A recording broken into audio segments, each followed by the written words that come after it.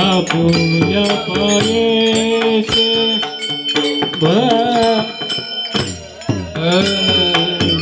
अमरुषी साके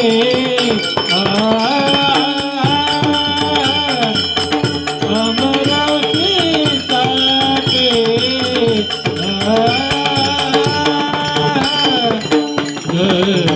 अमरुषी साके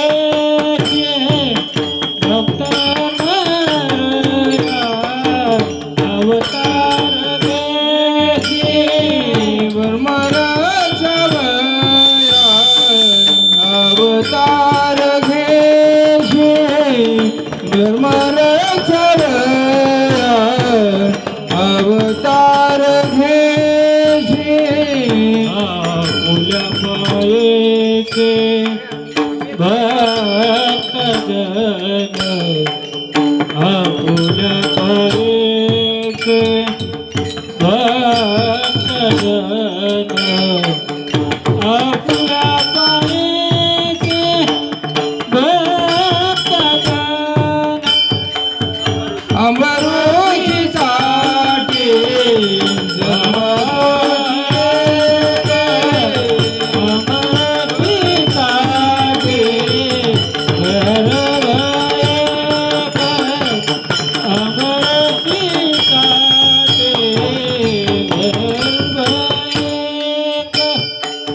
आपुल्या पायेचे जन आपुल्या पायेचे भक्तजन आपुल्या पायेचे भक्तजन आपुल्या पायेचे भक्तजन अमरुषी साके जन्म सोचिले अमरुषी साके जन्म सोचिले अमरुषी साके जन्म सोचिले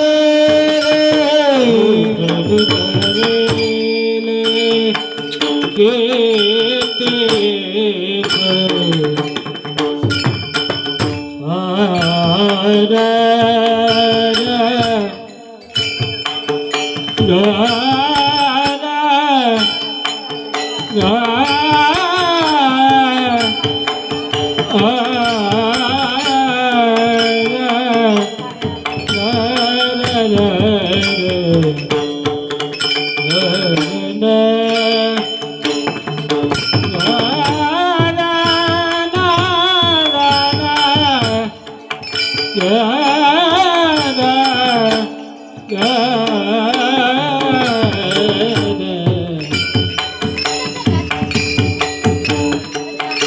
दुष्ट निष्ठरेले केते एक दुष्ट निष्ठरेले केते एक दुष्ट निष्ठरेले केते एक अमरुषी साके गर्भवती अमरुषी साके गर्भवती अमरुषी साके गर्भवती दुष्ट नारीले किती एक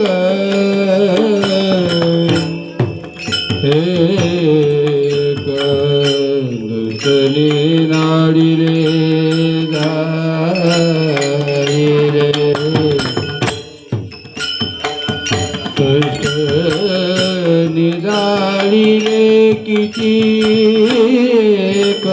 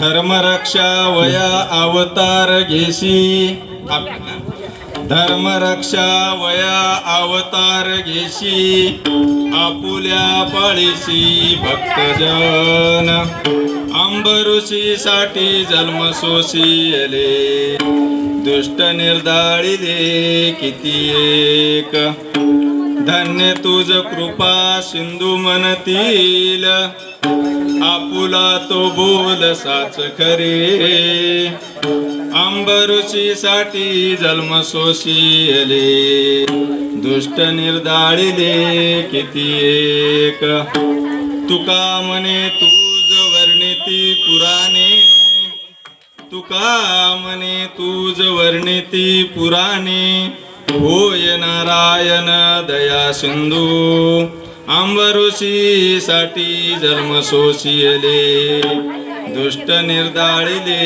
किती एक महायोग पीठे तटे भीमरथ्यावरं पुंडरीकाय दातु मुनींद्रे समागत्य तिष्ठन् तमानन्दकन्दं परब्रह्मलिङ्गं भजे पाण्डुरङ्गं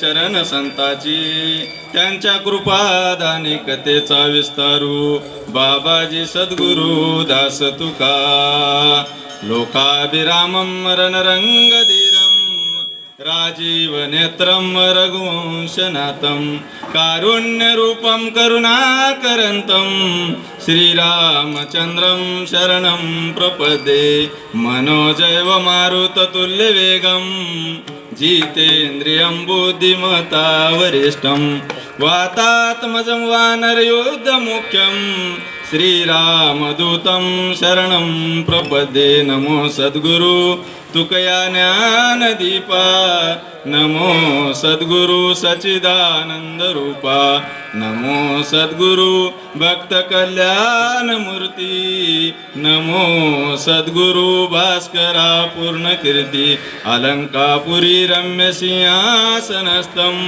पदंबोज तेजे स्फुदिक प्रदेशं विदेन्द्रादिदेवे सदा स्तूयमानं समाधिस्थमूर्ति भजे ज्ञानदेवं नमो ज्ञानेश्वरा निवृत्ती उदारा सोपान देवा मुक्ताबाई नमो त्रिभुवन पावनी आद्य त्रिजननी देवाची ये विठ्ठला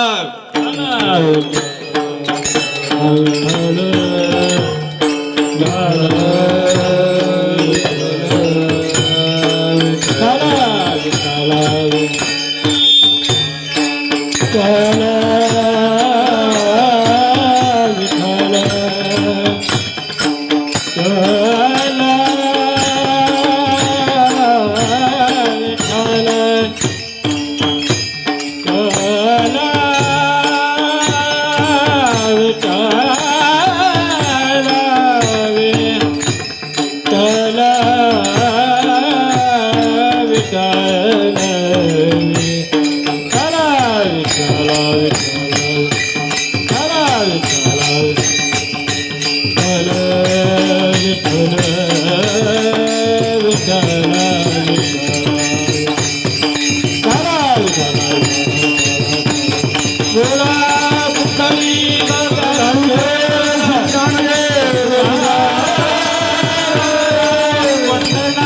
भगवान की महाराज की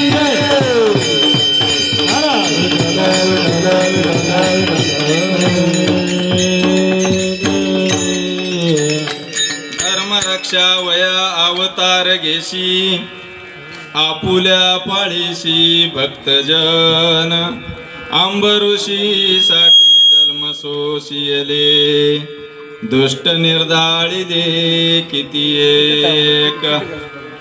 प्रस्तुत प्रसंगी सेवेसाठी निवडलेला अभंग जगद्गुरु तुकोबाराय यांचा. या पृथ्वी तलावर भगवंत कधी कोणासाठी आणि आल्यानंतर काय करतो याचं उत्कृष्ट विवेचन करणारा भगवंताच्या अवताराची लीला सांगणारा अभंग. विठ्ठला विठ्ठला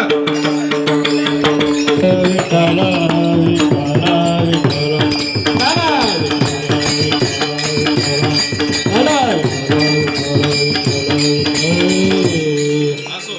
आजच्या कीर्तन रूपी सेवेचा परिहार द्यायचा म्हणजे या ठिकाणी शिरूर या मुखेड नगरीच्या बाजूलाच असलेल्या एका छोट्याशा गल्लीमध्ये दरवर्षीप्रमाणे चालत असलेला हा प्रभू श्री रामचंद्राचा जन्मोत्सव, त्याच्याच निमित्ताने या ठिकाणी ही कीर्तन सेवा माझ्यासारख्या अल्पज्ञानी कुठल्याही प्रकारचा मोठा अधिकार नसताना सुद्धा या ठिकाणी फक्त गळ्यामध्ये तुळशीची माळ असल्यामुळं, पंढरीच्या पांडुरंगाचं वारकऱ्याच्या घरामध्ये जन्म झालेला असल्यामुळं या ठिकाणी मला भगवंताच्या कृपेने या प्रभू रामचंद्राची सेवा करण्याची पुण्य मला मिळालेलं आहे.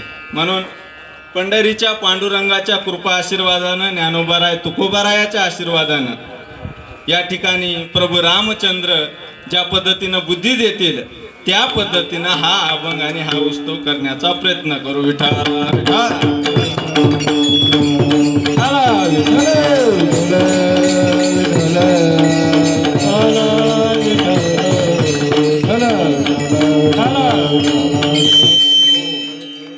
असो. या ठिकाणी जो उत्सव चालू आहे याचा जर विचार केला तर आज प्रभू रामचंद्राचा जन्मोत्सव. या ठिकाणी 3 उत्सव वेगवेगळ्या प्रकारे साजरे केले जातात. बरं, या ठिकाणी या पृथ्वी तलावर येणाऱ्याचे 3 वर्ग म्हणून 3 प्रकारे या ठिकाणी असा उत्सव साजरा केला जातो. महाराज कसा? तुमच्या आमच्यासारख्या सामान्य जीव एक या पृथ्वी तलावर येतो. 3 वर्ग या पृथ्वी तलावर येणारे, त्यातला एक पहिला वर्ग कोण असेल तर तुम्ही आम्ही संसारिक जीव या पृथ्वी तलावर येतो. येऊन काय करतो आपण? काहीच नाही. जन्माला यायचं, लहानपण खेळण्यामध्ये घालायचं, तरुणपण नवरा बायको लेकरं म्हणण्यामध्ये घालायचं आणि म्हातारपण चिंता करत करत करत संपून जायचं. काहीच आपलं शिल्लक नाही. याला प्रमाण आहे बघा. बालस्ताव क्रीडासक्त, तरुणस्ताव तरुणी रक्त, वृद्धस्ताव चिंतामग्न, परे ब्रह्मणे कोपिन लग्न, भज गोविंदम भज गोविंदम भज गोविंदम मूढमते. काय म्हणतात? आपण तुमच्या आमच्यासारखा सामान्य जीव जन्माला येतो, काहीच नाही. येतो, बालपण खेळण्यात घालतो, तरुणपण काय करतो? संसारात घालतो आणि म्हातारपण ह्याच्यामध्ये घालतो. काही करत नाही. काय म्हणून कबीरदासजी म्हणतात, ओट हात का मानव देह आल्लाने तुझ दिया, खाया पिया सुक्षे सोया, नाहक जमाना खोया. कोण करील महाराज? म्हणून आपल्यासारख्या सामान्य जीवाचा जर विचार केला तर सामान्य जीव येणारा वर्ग, या सामान्य जीवाचे असे जन्मोत्सवही साजरे होत नाहीत आणि पुण्यतिथ्या सुद्धा साजऱ्या होत नाहीत. मग आपलं काय साजरं होतं? 13वं 10वं असल्या प्रकारच्या पुण्य साजऱ्या होतात. तेही कोण करतं महाराज? शेजारच्यानं सुद्धा येईनात, बरं जेवायला सुद्धा येईनात आपल्या, फक्त त्या घरच्यानं करावं लागतं. आपण या पृथ्वी तलावर आल्यावर केलेलं काय असतो महाराज? काहीच नाही, फक्त आपल्या संसारासाठी आपण भोगलेले असतो, ह्याच्या व्यतिरिक्त काही नाही. माणसाचं जर या पृथ्वी तलावर जर कोणाचं जर काही शिल्लक राहत असेल, ज्या मनुष्याची या पृथ्वी तलावर आल्यानंतर ज्याचं पुण्य शिल्लक राहतं, ज्याची कीर्ती शिल्लक राहते किंवा ज्याची समाधी शिल्लक राहते, त्याचा मोठा उत्सव साजरा होतो. म्हणून म्हणतात बघा, तुका म्हणे एका मरणेची सरे, उत्तमच उरे कीर्ती मागे. होय का नाही? गेले दिगंबर ईश्वर विभूती, राहिल्या त्या कीर्ती जगा माझी. काहीतरी या पृथ्वी तलावर जर आपण विशेष ठेवून गेलो तर समाज आपलं विचार कराल महाराज. तुकोबाराय 350 वर्षापूर्वी होऊन गेले, ज्ञानोबाराय 750 वर्षापूर्वी होऊन गेले. आपण त्यांचे साजरे करतो का नाही उत्सव महाराज? का करतो? त्यांचं या ठिकाणी ज्ञान आहे, आपल्याला दाखविलेला मार्ग आहे, म्हणून त्यांचा आपण उत्सव साजरा करतो. म्हणून या पृथ्वी तलावर येणारा पहिला वर्ग कोणता आहे? सामान्य जीवाचा. सामान्य जीव येतो, काही करत नाही, स्वतःपुरतं करतो आणि जातो. दुसरा वर्ग आहे या पृथ्वी तलावर येणारा म्हणजे संत आहे. भगवंताचं कसं आहे बघा, या पृथ्वी तलावर भगवंत कशासाठी अवताराला येतो का माहित आहे का महाराज? या पृथ्वी तलावर भगवंत एक तर सज्जनाचं रक्षण करण्यासाठी, नाही गेलं तर दुर्जनाचा नाश करण्यासाठी. काय घेतो? 2 कारणानं भगवंत या पृथ्वी तलावर येतो. आपण सर्वजण ऐकू आहोत, अनेक अवतार होऊन गेले, त्या अवताराचा जर विचार केला तर त्या 2 गोष्टीसाठी येतात. म्हणून आपण या पृथ्वी तलावर जे सामान्य जीव येतात, त्या सामान्य जीवाचा जर विचार केला तर या सामान्य जीवाला जन्म का मिळतो महाराज माहित आहे का? ज्या मनुष्याची वासना अंतकाळाच्या वेळेला जशी शिल्लक राहील तसा जन्म भेटत असतो. म्हणून गीतेमध्ये म्हटलेलं आहे बघा, अंतकालेच मामेव स्मरण मुक्ता कलेवरम. म्हणून महाराज प्रमाण माहित आहे काय? मनुष्याला वासनेच्या ह्याच्यामुळे जन्म घ्यावं लागतं. वासनेच्या संगे जन्म घेणे लागे, तेची झाली अंगे हरिरूप. आहे का नाही? त्याच्यामुळं माणसाला जर माणसाची या ठिकाणी पृथ्वी तलावर आपला देह ठेवता वेळेस माणसाची जशी इच्छा होईल त्या पद्धतीनं त्याला पुनर्जन्म घ्यावा लागतो. विठाला विठाला.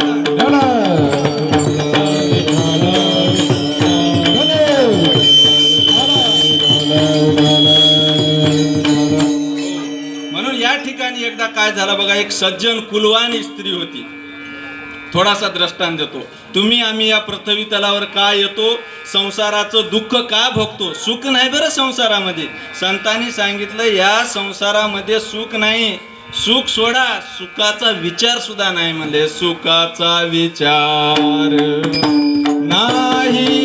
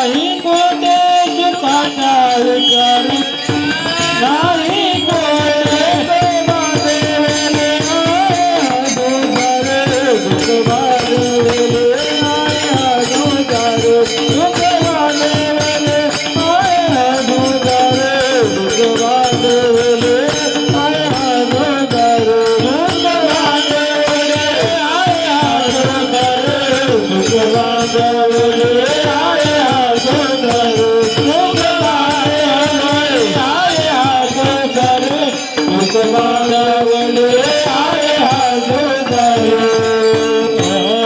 अशा पद्धतीने पुनर्जन्म मिळण्याचं कारण सांगितलेलं आहे. संसारामध्ये सुख नाही महाराज, आपण दुःखच भोगायला येतो. दुःख बांधवडी आहे हा संसार, सुखाचा विचार नाही कोठे. म्हणून म्हटलेलं आहे बघा, सुखासाठी येतच नाही माणूस, दुःख भोगण्यासाठी येतो. एक सज्जन कुलवानी स्त्री होती. सर्व आयुष्य तिनं जप तप ध्यान भगवंताच्या प्राप्तीमध्ये घातली. शेवटचा अंतकाळ आला महाराज. अंतकाळ आल्यानंतर कोणत्याही मनुष्याला कोणी का होईना आसरा राहतं. त्या स्त्रीला, कुलवान स्त्रीला परपुरुषाचा जन्मापासून त्या शेवटच्या क्षणापर्यंत परपुरुषाचा स्पर्श झालेला नव्हता महाराज, झालेला नव्हता. पण काळ असा असतो की आपल्या शास्त्रानं सांगतं, ज्या वेळेस ती ज्या आसनावर होती त्या आसनावर तिनं हा देह ठेवणार अशी अवस्था ज्यावेळेस झाली, त्यावेळेस दोन पुरुष आले आणि त्या स्त्रीला काय केले, तिच्या आसनावरून उचललं आणि त्या मृत्यूच्या म्हणजे जमिनीवर तिला टाकलं. टाकता वेळेस त्या स्त्रीच्या मनामध्ये एकच विचार आला शेवटच्या क्षणामध्ये की परपुरुष म्हणजे पुरुषाचा स्पर्श असा असतो काय, असा विचार यायला आणि तिचा देह जीव जायला गटन पडली. गटन झाल्याबरोबर तिला दुसरा जन्म या पृथ्वी तलावर वेश्या म्हणून घ्यावं लागलं. विठ्ठला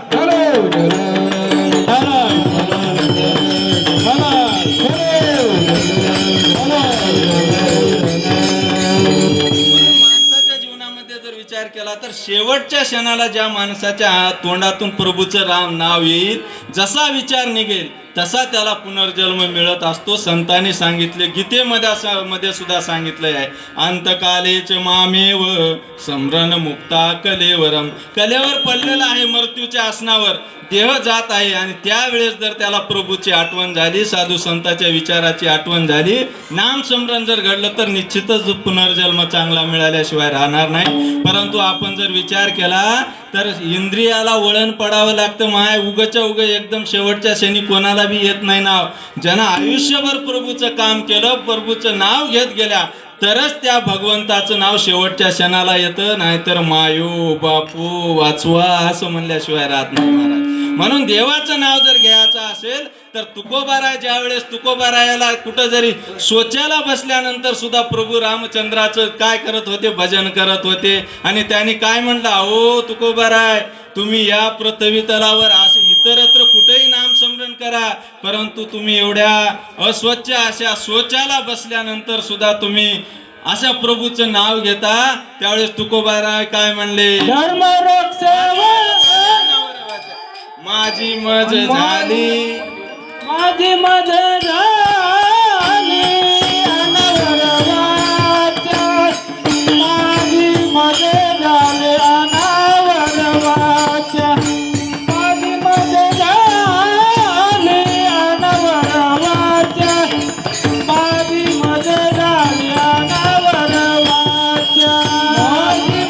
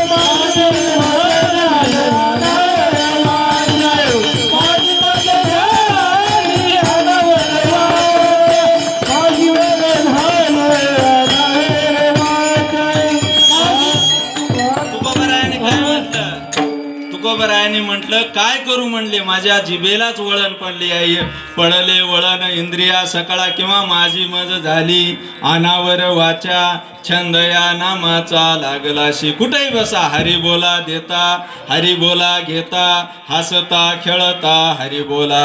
हरी बोला एकांती, हरी बोला लोकांती, देह त्यागांती हरी बोला. हरी बोला भांडता, हरी बोला कांडता, उठता बैसता हरी बोला. हरी बोला जनी, हरी बोला विजनी, एका जनार्दनी हरी बोला. असं झाल्याशिवाय अंतकाळाला प्रभूचं नाव येणार नाही. आणि तसं जर आलं तर तो भाग्यवान मनुष्य समजावा विठ्ठल.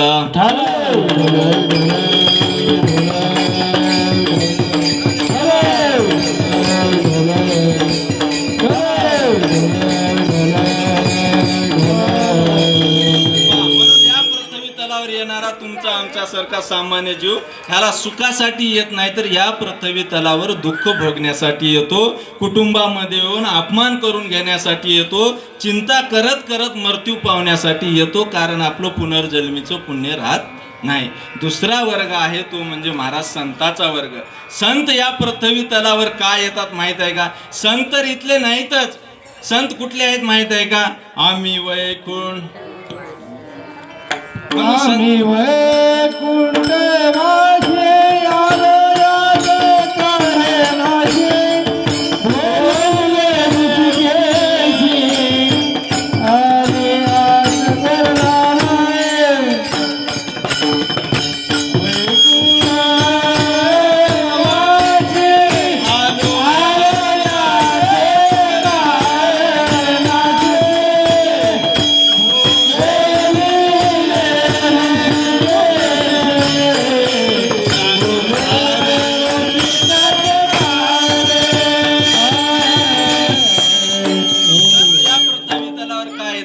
जे मनुष्य मोक्षाला प्राप्त झालेले आहेत, त्या मोक्ष प्राप्ती झालेल्या मनुष्याला या पृथ्वी तलावर यायची गरज नाही महाराज.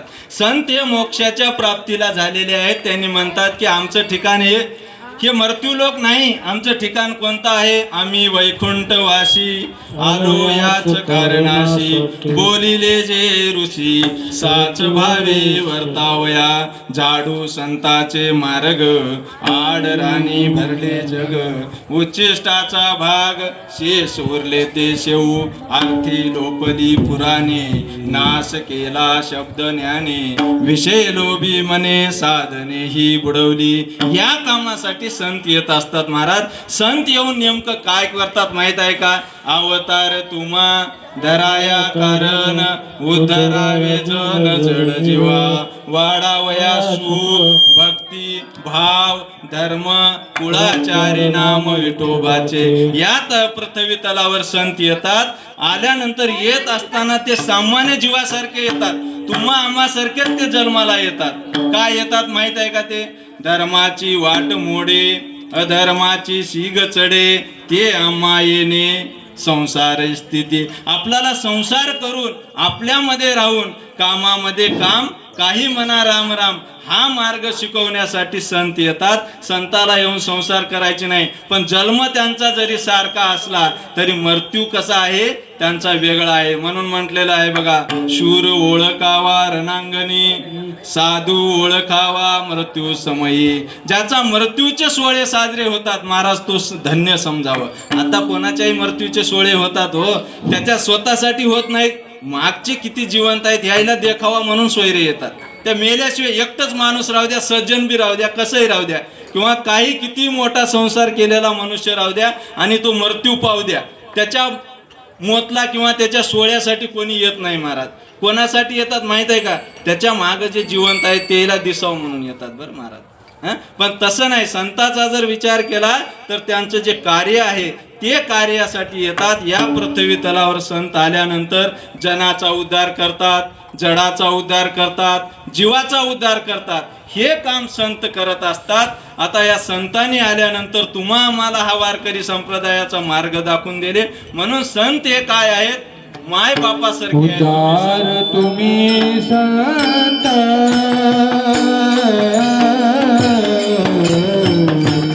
उद्धार तुम्ही संत,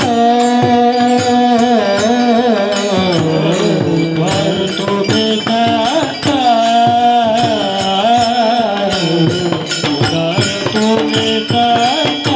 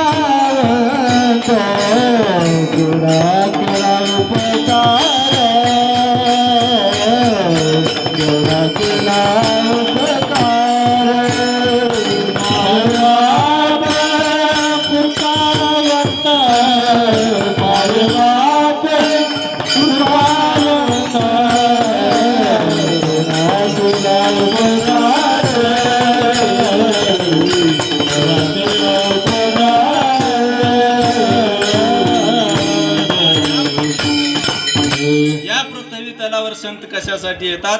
काहीतरी येऊन आपल्याला मार्ग दाखवण्यासाठी येतात. आपण जर आडरानानं जात असू, भगवंताच्या प्राप्तीचा मार्ग वेगळा आणि आपण दुसऱ्याच मार्गाने जर जात असोल तर ज्ञानोबारायांनी काय केलं? ज्ञानोबारायाच्या काळामध्ये जर विचार केला तर पूर्ण भक्ती कर्मकांडात अडकलेली होती. यज्ञ, होम, हवन, आपल्या सामान्य जीवाला काहीच अधिकार नव्हता महाराज भक्ती करायचा. प्रभूचं नाव सुद्धा कधी घेऊ देत नव्हते. एवढी हाल अपेष्टा त्या काळामध्ये होते. आणि ज्ञानोबाराय आले आणि ज्ञानोबारायाने समदा अभ्यास करून त्या ठिकाणी अनेक इकडं तिकडं पडलेले विचार जे अडकलेले होते ते विचार बाहेर काढले. म्हणून म्हटलेलं आहे का, उदक अन्न धान्य झाल्या घडे पाक, एका विन एक कामा नये. इतरत्र पडलेलं होतं. एकीकडं तांदूळ पडलं, एकीकडं तेल पडलं, एकीकडं गॅस आहे, एकीकडं मीठ मिरचू आहे आणि अन्न शिजल का माय? शिजणार नाही. त्या सर्वाला एकत्र करून ज्ञानोबारायाने अन्न जसं शिजवलं त्या पद्धतीनं सर्वसामान्याला भगवंताची प्राप्ती कशी होईल असा मार्ग दाखवण्यासाठी त्यांनी काय केलं? वारकरी संप्रदायाचा पाया घातला. म्हणून ज्ञानदेवी रचिला पाया, उभारिले देवालय, नामातयाचा किंकर त्याने केला हा विस्तार. अशा पद्धतीनं संत या अवताराला येतात आणि तुम्हा आम्हाला भक्ती शिकवतात, आपल्या जीवनामध्ये सुख वाढवण्याचं काम करतात. म्हणून संतांची जर संगत धरल्या तर देवाची प्राप्ती व्हायला वेळ लागत नाही. अहो संतांचे विचार, देव म्हणजे संत आहेत, संत म्हणजेच देव आहे. देवते संत, देवते संत, निमित्त त्या प्रतिमा. नाहीतर कोणाच्याही अंगावर जर सोहळं दिसलं, केस वाढलेले दिसते तर त्यालाही संत म्हणू नका बरं. संताचे वेगळे लक्षण आहेत. नाहीतर आजकाल तुम्ही आता समजेच्या घरी टीव्ही असेल माय माऊली, संता कोणालाही म्हणून जर कोणाच्याही पाया पडू लागल्या काय करत्या माणूस? तिथं ज्ञानेश्वरीत म्हटलेलं आहे बघा, येत वडील जे जे करीती तया धर्म नाव ठेविती, ये रानुष्ठती सामान्य सकळ. काय म्हणले? येत वडील जे जे करीती. ज्ञानोबाराय म्हणतात वडील माणसं जे करतात ते लहान लेकरं करतात. किंवा एखादी, आता मी कीर्तनकार समजून तुम्ही मजा ऐकू लागल्या, समजा मी एखादी गोष्ट करायला आलो की तुम्ही काय म्हणता, अहो महाराज करायला आलेत म्हणजे याच्यात काय चुकीचं? मग तुम्ही तेच करता. येत वडील जे जे करीती तया धर्म नाव ठेविती, ये रानुष्ठती सामान्य सकळ. म्हणून संत हे जर योग्य मार्गाने जातात की नाही बघलं पाहिजे. नाहीतर उगो कोणी टिळा टोपी माळ गाळ असं जर दिसलं तर कोणाही भुलू नका. काय महाराष्ट्रात देशात प्रकरणं चालू आहेत बघा, ते बघलं पाहिजे. माणसाच्या जीवनात डोळे झाकून, डोळ्याचे डोळे असावं परंतु त्या ह्याच्यावर अंधश्रद्धा नसू नये. उगाच कातोड्याचे डोळे असून उपयोग नाही, ज्ञानाचे डोळे माणसाला असावं तर ओळख पडते. नाहीतर कोणालाही जर साधू म्हणून कोणाकडे बी गेल्या ह्यानं उद्धार करल म्हणून, तर त्यानं आपल्याला उद्धार नाही, आपल्याला अधोगतीला नेऊन सोडल्याशिवाय राहणार नाही. म्हणून संताची ओळख करत असताना संत सांगितलेला आहे कोणाला संत म्हणावं. नाहीतर कोणी टिळा लेवलं, टिळा टोपी उंच दावी, जगी मी एक गोसावी असे आहेत. किंवा कोणी दाढी वाढीलं, वाढवणी जटा, नेसोनी कासोटा, अभिमान मोठा करिता ती. उगा अशा कोणाच्याही मागे लावणे. म्हणून सांगितलंय तुळशी माळ गळा, गोपी चंदन टिळा, हृदयी कळवळा वैष्णवाचा. एखादी जर जगामध्ये जर दुःख होऊ लागलं, बुडते हे जन न देखवे डोळा, येतोनी कळवळा येतसे. अशा पद्धतीचा संत असला पाहिजे. गीतेत सुद्धा संतांचे लक्षण सांगत असताना सांगितले माय, या ठिकाणी निरपेक्ष सांगितले. अनपेक्ष सुचिर दक्ष, उदासीनो गतव्यताम, सर्वारंभ परित्यागी, यौमद भक्त समे प्रिय. निरपेक्ष असावं, तो समदृष्टी असावं, त्याच्यापाशी भेदभाव नसावं. श्रीमंत भक्त आला म्हणून त्याला जास्त पूजा, एखादी गरीब आला म्हणून त्याच्याकडे दुर्लक्ष असं नसू नये. मेघ बरसे निर्मळ जळ. पाऊस कसा पडतो? मेघ बरसे निर्मळ जळ, जैसे बीज तैसे फळ. सर्वाला समान दृष्टी असलेला संत असावं. असे संत या पृथ्वी तलावर येतात आणि तुमचा आमचा सर्व जड जीवाचा उद्धार करतात महाराज. हा दुसरा वर्ग. आणि तिसरा वर्ग या पृथ्वी तलावर काय येतो? अभंगाचं पहिलं चरण धर्मरक्षावय. धर्मरक्षावया अवतार घेसे, धर्मरक्षावया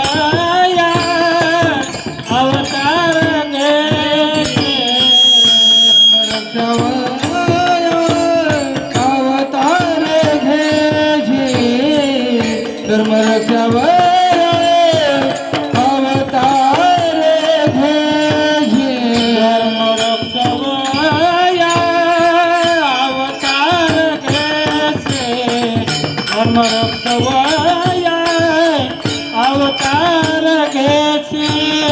धर्मरक्षावया अवतार घ्यायचे धर्मरक्षावया अवतार घ्यायचे आपुल्या पायीचे भक्तजन आपुल्या पायीचे भक्तजन अंबरसाठी गंधर्वते अंबर धर्मसोशी जन्मतोची मोकी नाम आपला पाहिजे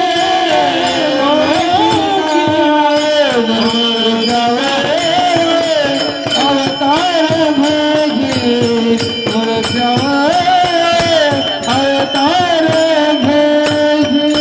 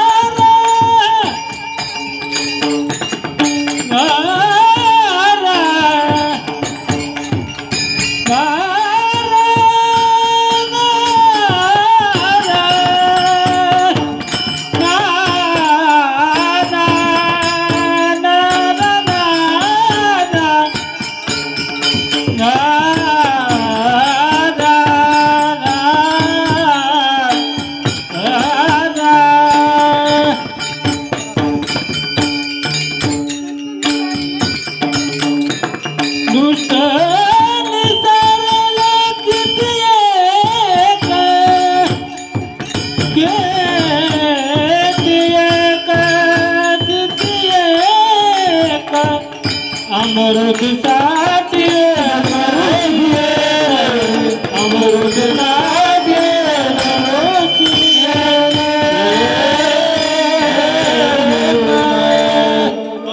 या पृथ्वीला येणाऱ्याचा तिसरा वर्ग कोणता महाराज माहित आहे का?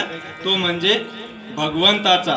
या ठिकाणी तुकोबाराय अभंगामध्ये सांगतात, पहिला वर्ग सामान्य जीव, दुसरा वर्ग संत आणि तिसरा वर्ग म्हणजे भगवंत. भगवंत या पृथ्वी तलावर काय येतो? तुकोबाराय अभंगाच्या पहिल्या चरणात काय सांगितले? धर्म रक्षा वया अवतार घेशी आपुल्या पाळीशी भक्तजन. या भगवंताचं, आपलं सामान्य जीवाचं, भक्ताचं रक्षण करण्यासाठी कोण येतो?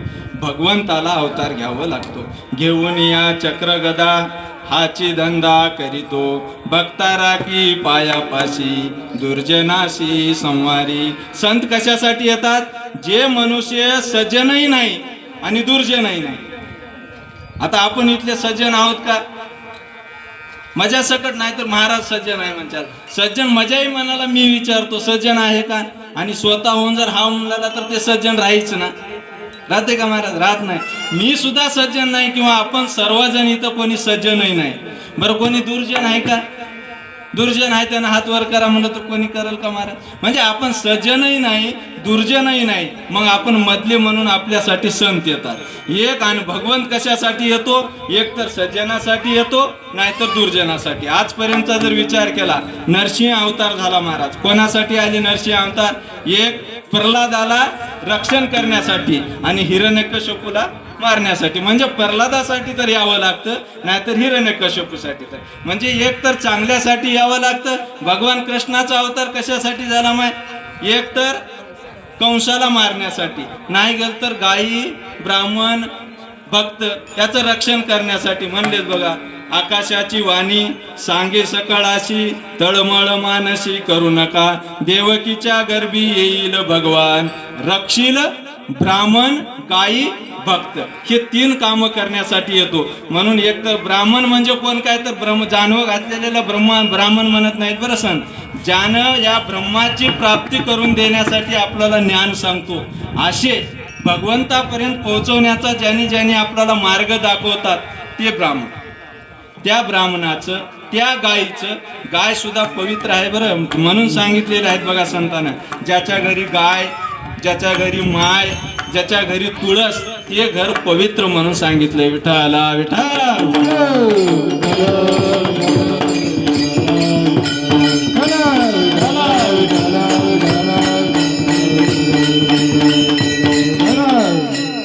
अशा ठिकाणी या पृथ्वी तलावर भगवंत अवताराला येतात.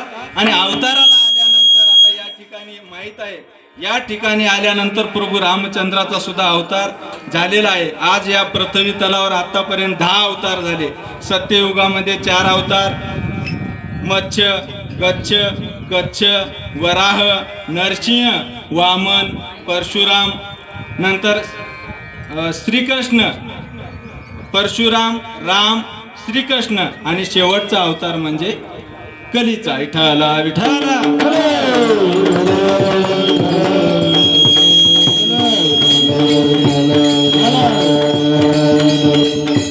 अशा पद्धतीनं या पृथ्वी तलावर भगवंत अवताराला येणारा 3रा वर्ग, तो कशासाठी येतो त्याला काही गरज नाही. ज्या वेळेस या पृथ्वी तलावर राजे उन्मत्त होतात, सामान्य जीवाला ज्या वेळेस त्रास व्हायला लागतो, पूजा अर्चा देव धर्म ज्यावेळेस संकटात येतात, गायी सुरक्षित राहत नाहीत, अशा काळामध्ये भगवंताला स्वतः होऊन येतो. त्याला बोलावं लागत नाही. असं म्हटलं की एकानं बाबा या पृथ्वी तलावर असं कुठं काही देव येतो का, विचारलं एकाला. एकदा काय झालं, अकबर आणि बिरबल, अकबराच्या घरी एक आपल्या हिंदू धर्मातला मुलगा सेवा करायला होता. मग त्याने काय केलं की अकबर साहेब, माझ्या घरी आज भगवंताचा असाच प्रभू रामचंद्राचा उत्सव आहे, मला सुट्टी पाहिजे म्हणले. त्यावेळेस त्या अकबरानं हसलं आणि त्याला म्हणलं, असं असते का म्हणलं, देव कुठं काय अवताराला येतो का म्हणलं. बरं बरं बरं, नाही मग सुट्टी भेटली नाही. बरं परत सुट्टी दिली, त्यानं हे साजरं केलं. पण राजानं विचारलं की असं कधी देव जन्माला येतो का, असं होतंय का म्हणल्यानंतर त्यांनी काय केलं बघा, असंच एक दिवस ते मुलगा हळूहळू त्या राजाच्या सोबतच राहायचा. ते राजा एका जहाजामधून जात असताना त्यानं कुटुंबाला घेतलं, मस्त एका समुद्रामध्ये त्याला फिरायचं होतं. समुद्रामध्ये जहाजात कुटुंब बसलं, एकुलता एक मुलगा होता मध्ये जहाजामध्ये, हे नवरा बायको होते. मग सोबत राजा म्हणल्यावर त्याला रक्षण करण्यासाठी अनेक पहारेकरी होते, दुसरे छोटे छोटे जहाज घेऊन बाजूला होते, वरी काही संरक्षण करणारे माणसं होते. असं जहाज त्या पाण्यामध्ये हळूहळू हळूहळू गेल्यानंतर असं झालं की आता ह्या मुलाला चैन पडत नव्हते की राजानं विचारलं होतं असं कधी देव जन्माला येतो का, त्या राजाला उत्तर द्यावं म्हणून त्या मुलानं ठरवलेलं होतं. त्यानं काय केलं, सोबत एक दगड घेतला होता, राजाच्या जवळच होता. राजा, त्यानं, त्याची बायको, ते दोघं तिघं बसलेले होते. त्या मुलानं मस्त पाण्यामध्ये भरपूर जहाज जाऊ दिला. राजा आनंद घेऊ लागला होता सफरीचा की त्यानं काय केलं, पटकुन्या त्याच्याजवळ एक साहित्य होतं मोठं, पटकुन्या त्यानं त्या पाण्यामध्ये धाडकून टाकून दिलं. राजाला म्हणलं, राजा मुलगा पडला म्हणले. म्हणल्याबरोबर राजाला काहीतरी ऐकावं, राजाच्या लक्ष कानावर फक्त मुलगा पडला म्हणल्याबरोबर राजा जहाज सोडला, ते धाडकन पाण्यामध्ये उडी मारला, पटापटा पटापटा काढायला लागला. पुरे ते सेवक होते, त्यांनी राजाला धरले, राजाला वर काढले आणि राजेश्री हे काय केल्या म्हणले तुम्ही, हा काय झालं म्हणले, कसं झालं म्हणले. काही नाही बघा म्हणले, हो का मुलगा तर वरीच आहे म्हणले. काय करू म्हणले, हे मुलगा पडला, जेवढं लक्षात आल्याबरोबर मी माझ्याजवळ मुलगा आहे का नाही विसरून गेलो म्हणला आणि धाडकन टाकलो. बरं मुलगाही पडला असला तर एवढे सेवक आहेत की धरायला काढायला, आम्ही कशासाठी आल्या जहाज घेऊन, काढाय पाहिजे की म्हणला, तुम्हीच कशा पायी उडी मारल्या. काय म्हणला, तुम्हाला जरी ठेवलं असलो, माझ्या पोटचा गोळा तिथं पडला हे ऐकल्याबरोबर मी तुमच्यावर विश्वास ठेवलो नाही, स्वतःहून उडी मारलो. तसंच राजाला म्हणला, आम्ही भक्ताचं सुद्धा असंच आहे म्हणला, ज्या वेळेस भक्ताचं काही जर संकट आलं, देव दुसऱ्याची वाट पाहत नाही, तो स्वतः होऊन या पृथ्वी तलावर येतो. तेव्हा त्याला खात्री पडली विठाला.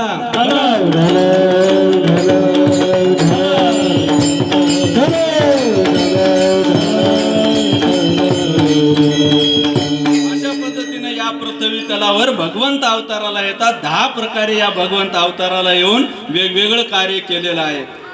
कंसाच्या या ठिकाणी कृष्णाचा अवतार झाला, त्या ठिकाणी वेगळी लीला केली. प्रभू रामचंद्राचा अवतार झाला, ते वेगळा लीला केली.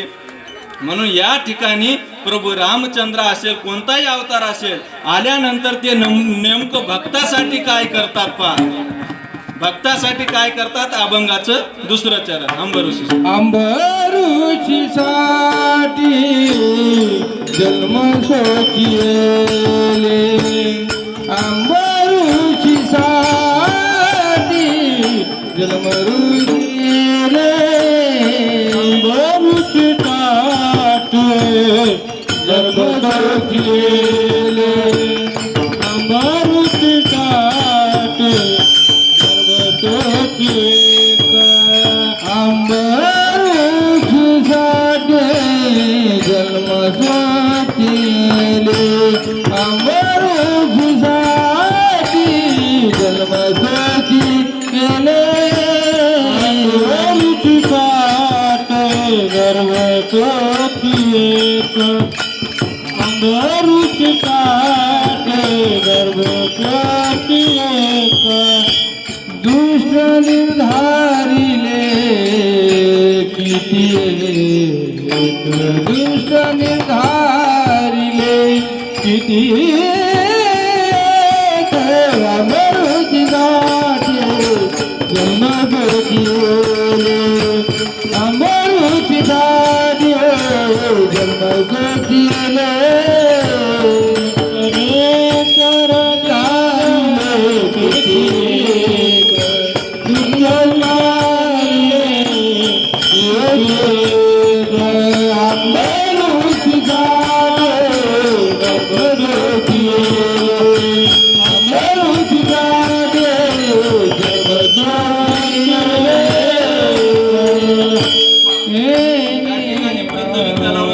कशासाठी येतात? तुकोबारायांनी प्रमाण दिलं. अंबऋषीसाठी घर जन्म सोची येले, दुष्ट निर्दाळिले किती एक. अंबरीश नावाचा एक राजा, महान भगवन भक्त होता. तो ज्ञानी होता, दयावान होता, सर्व गुण संपन्न असा राजा अंबरीश ऋषी होता.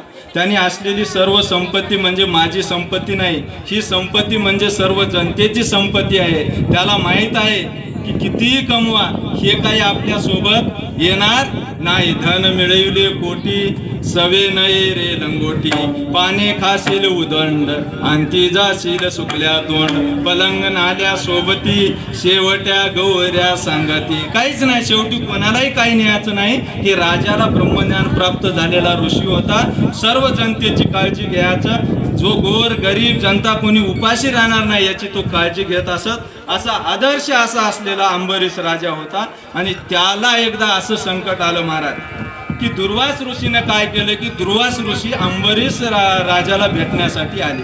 आणि आल्यानंतर एकादशीचा दिवस होता, यायला बरोबर या ठिकाणी दुवादश झाली. अंबरीश राजाची दुवादश सोडायचा टाइम होणार होता. तेवढ्यामध्ये येऊन त्या दुर्वास ऋषीने सांगितलं, एकटा तर आलाच नाही महाराज, अडचण आणणारे माणसं एकटं येईनात, अपमान करायचं म्हणलं की त्या दुसऱ्या सोबत घेऊन काही आला. आणि त्या अंबरीश ऋषीला म्हणला की तुमच्या घरी मला आज द्वादशीचं पारणं सोडायचं आहे, स्वयंपाक बनवा. आता माणसं किती, दुर्वास ऋषी तो म्हणजे क्रोधी माणूस. या पृथ्वी तलावरला सर्वात क्रोधी व्यक्ती कोण असेल तर दुर्वास होता. त्यानं रागा येऊन जर बोललं तर पुरेचं जाळच लागायचं महाराज. म्हणजे त्याची वाणी एवढी ही होती. म्हणून त्या दुर्वासानं आधी तुमच्या घरी मला जेवण करायचं आहे, द्वादशीचं पारणं सोडायचं आहे. अंबरीश राजाने ऋषी आला म्हणून दुर्वास ऋषीची पूजा अर्चा पूर्ण मानपान केले आणि सांगितलं, हो तू आता अन्न शिजून ठेव, आम्ही नदीला जातो, सर्वजण स्नान करतो आणि येऊन तुझ्या इथं द्वादशीचं पारणं सोडतो म्हणून. ठीक आहे म्हणलं. अंबरीश राजा स्वयंपाक बनिला, सर्व झालं. पण स्वयंपाक बनल्यानंतर जे काही विधी असते हे सोडायचे द्वादशीचं पारणं, त्याची एक ठरलेली वेळ होती. काय केल्यानं ते दुर्वास ऋषी नदीहून येईनात, स्नान करून येईच नात. त्यावेळेस अंबरीश राजा म्हणला आपलं पारणं सोडायचं जे व्रत आहे त्याची वेळ चाललेली आहे, म्हणून त्याने काय केलं, अन्न खाल्लं नाही महाराज, फार हुशार होता त्यानं काय केलं, एक तुळशीचं पान तोडलं, त्या ह्याच्यावर ठेवलं आणि तुळशीचं पान खाल्लं. द्वादशीचं पारणं सुटल्यानंतर तिकडून दुर्वास मुनी त्याला तेच वाट पाहत होती. त्याने आल्याबरोबर या ठिकाणी त्या अंबरीशाला म्हणले, अंबरीशा काय हे म्हणले, पाहुण्याला घरी बसावं स्वतः वेगळ्या खोलीमध्ये जाऊन खावं, काय हे पद्धत म्हणले, तुला आम्हाला साप आहे, तू द्वादशीचं पारणं सोडलास का नाही. आत्मज्ञानी होते दुर्वास ऋषी सुद्धा. सोडलो महाराज, क्षमा असू द्या म्हणले. दुर्वासानं क्षमा मागितले त्या अंबरीशानं दुर्वासाकडे. दुर्वास मुनी क्रोधित झाले. क्रोधित झाल्यानंतर त्यांनी काय केलं, आपला जटा काढला आणि त्या ठिकाणी धाडकन त्या ठिकाणी आपटले आणि त्याच्या मागे आता मोठे विघ्न लावल्यानंतर आता काय करावं म्हणल्यानंतर अंबरीश राजा घाबरून गेले. आता आपलं रक्षण होणार नाही म्हणून त्यांनी भगवान विष्णूला हे केले, विठाला विठाला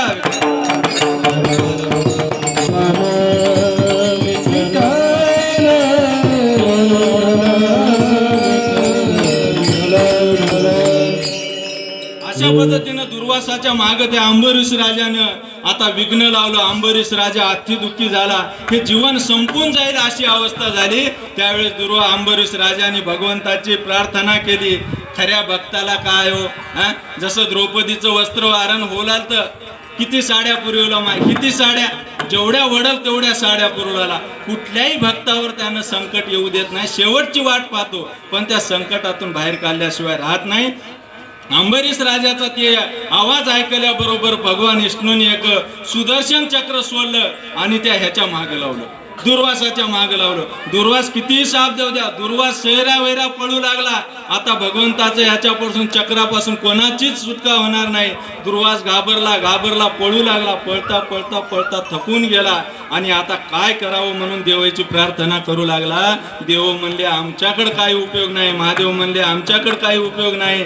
शंकराकडे गेले, त्याच्यानंतर ब्रह्मदेवाकडे गेले, सर्वांनी म्हणले याच्यावर आमच्याकडे काय उपयोग नाही. त्यावेळेस विष्णूकडे जाऊन त्यांनी प्रार्थना केली, आता या सुदर्शन चक्रातून आम्हाला वाचवा, माझ्याकडून चूक झाली नाही, काय आहे माझे अपराध म्हणून म्हणू लागला. त्यावेळेस विष्णूने सांगितलं हे सुदर्शन चक्र असं तसं सांगत नाही महाराज, त्यासाठी तुला काय करावं लागल, ज्या अंबरीश राजाला तू त्रास दिलास, साप दिलास, त्याची जाऊन माफी माग, त्यावेळेस ते राहील. त्यावेळेस दुर्वास ऋषी त्या अंबरीशाच्या घरी गेले आणि अंबरीशाच्या पाया पडले. महाराज राजेश्री, माझी चूक झाली, तुम्ही एवढे परमभक्त असताना माझ्यामध्ये एवढा अभिमान आला म्हणून मी तुमचीच काहीतरी कमीपणा करावं म्हणून आलतो, परंतु ह्या सुदर्शन चक्रातून माझी सोडणूक करा. एवढं म्हणल्याबरोबर अंबरीश माझे माफी मागा म्हणल्याबरोबर हात जोडल्याबरोबर ते सुदर्शन चक्र नष्ट झालं महाराज. अशा पद्धतीनं भगवंत कशासाठी आला या पृथ्वी तलावर, भक्ताचं रक्षण करण्यासाठी, दुसरं गायीचं रक्षण करण्यासाठी आणि तिसरं ब्राह्मणाचं रक्षण म्हणजे ब्रह्म ज्ञानी जे मनुष्य आहेत त्यांचं रक्षण करण्यासाठी आलेलं आहे. म्हणून भक्ताच्या पाठीराखी कोण राहतो, भगवंत निश्चित राहतो. म्हणून म्हटलेलं आहे बघा, निर्वाणी गोविंद असे मागे पुढे काहीच साकडे पडोने मागे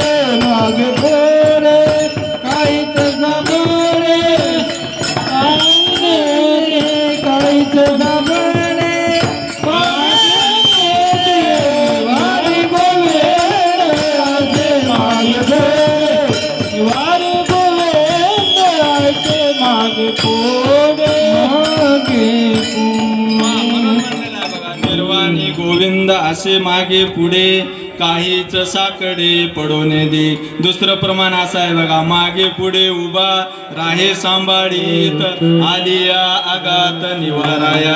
माग बी थांबतो आणि पुढेही थांबतो. अर्जुनाचा काय झालता महाराज? अर्जुनाचा काय झाला महाराज? सारथी झाला की नाही? अनेक भक्ताचा जर विचार केला, उच्च नीच काही नेने भगवंत तिष्ठे भाव भक्ती देवोनिया. दासी पुत्र कन्या विदुराच्या बक्षी दैत्या घरी रक्षी प्रल्हादासी. चर्म रंगू लागे रोहिदासा संगे कबीराच्या मागे शेदेविनी. सज्जन कसाया ऐकू लागे मास साळमाळ्या सावत्यास करू लागे. नरहारी सोनारा गडू फुंकू लागे. अनेक अशा 17 प्रकारच्या भक्ताचं रक्षण केलेलं आहे बरं. अहो चोकोबा रायाच्या घरचा जर विचार केला, दूर नाही, चोकोबाच्या बायकोचं बाळातपण करण्यासाठी गेला आणि दारावर जाऊन काय म्हणला? ज्या दिवशी चोकोबा रायाची पत्नी डिलिव्हरी होणार होती, चोकोबा रायाने सांगितलं माझ्या वारीचा खंड पडू नये म्हणून. त्याने ते डिलिव्हरीच्या पिरियडमध्ये पंढरपूरला निघून गेले. इथं चोकोबा रायाच्या पत्नीचं बाळातपण होतं महाराज. आणि काय म्हणला भगवंत पंढरीचा पांडुरंग जाऊन? वैनी उघडा दार हाका मारी.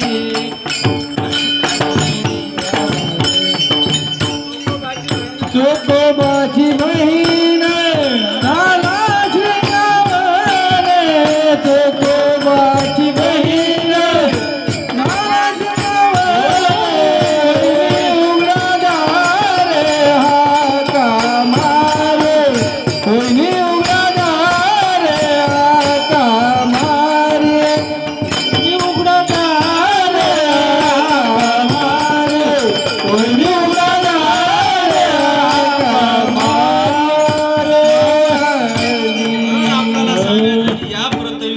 भगवान भक्तासाठी येतो.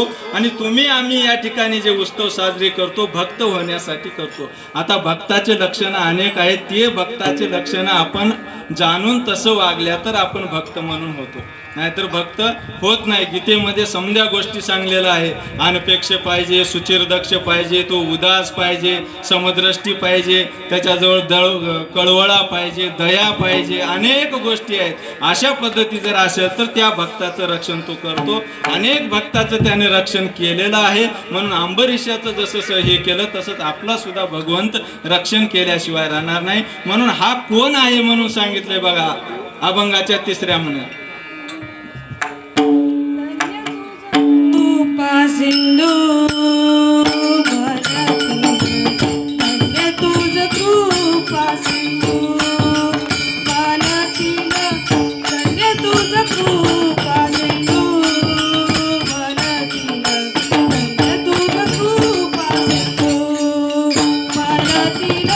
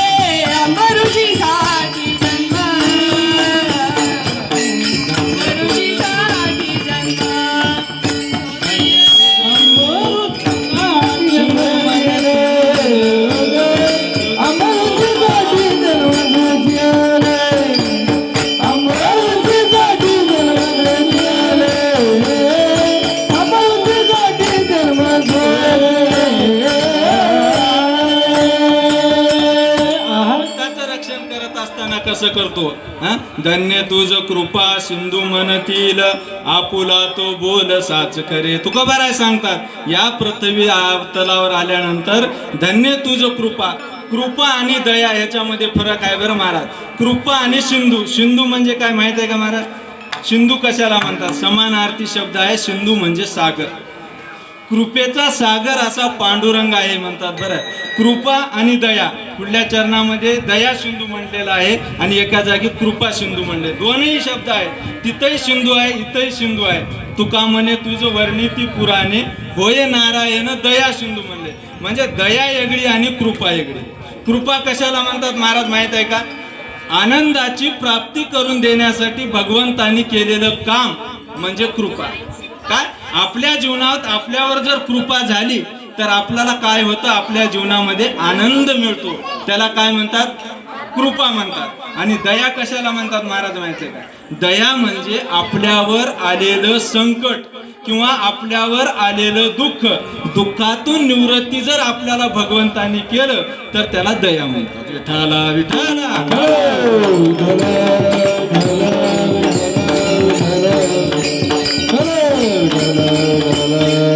म्हणून भगवंताचा जर विचार केला तर तो कृपा सिंधू आहे. म्हणजे आपल्या जीवनामध्ये तो काय करतो सुखाची प्राप्ती करून घेतो. म्हणून म्हणले बघा तेने विन जीवा सुख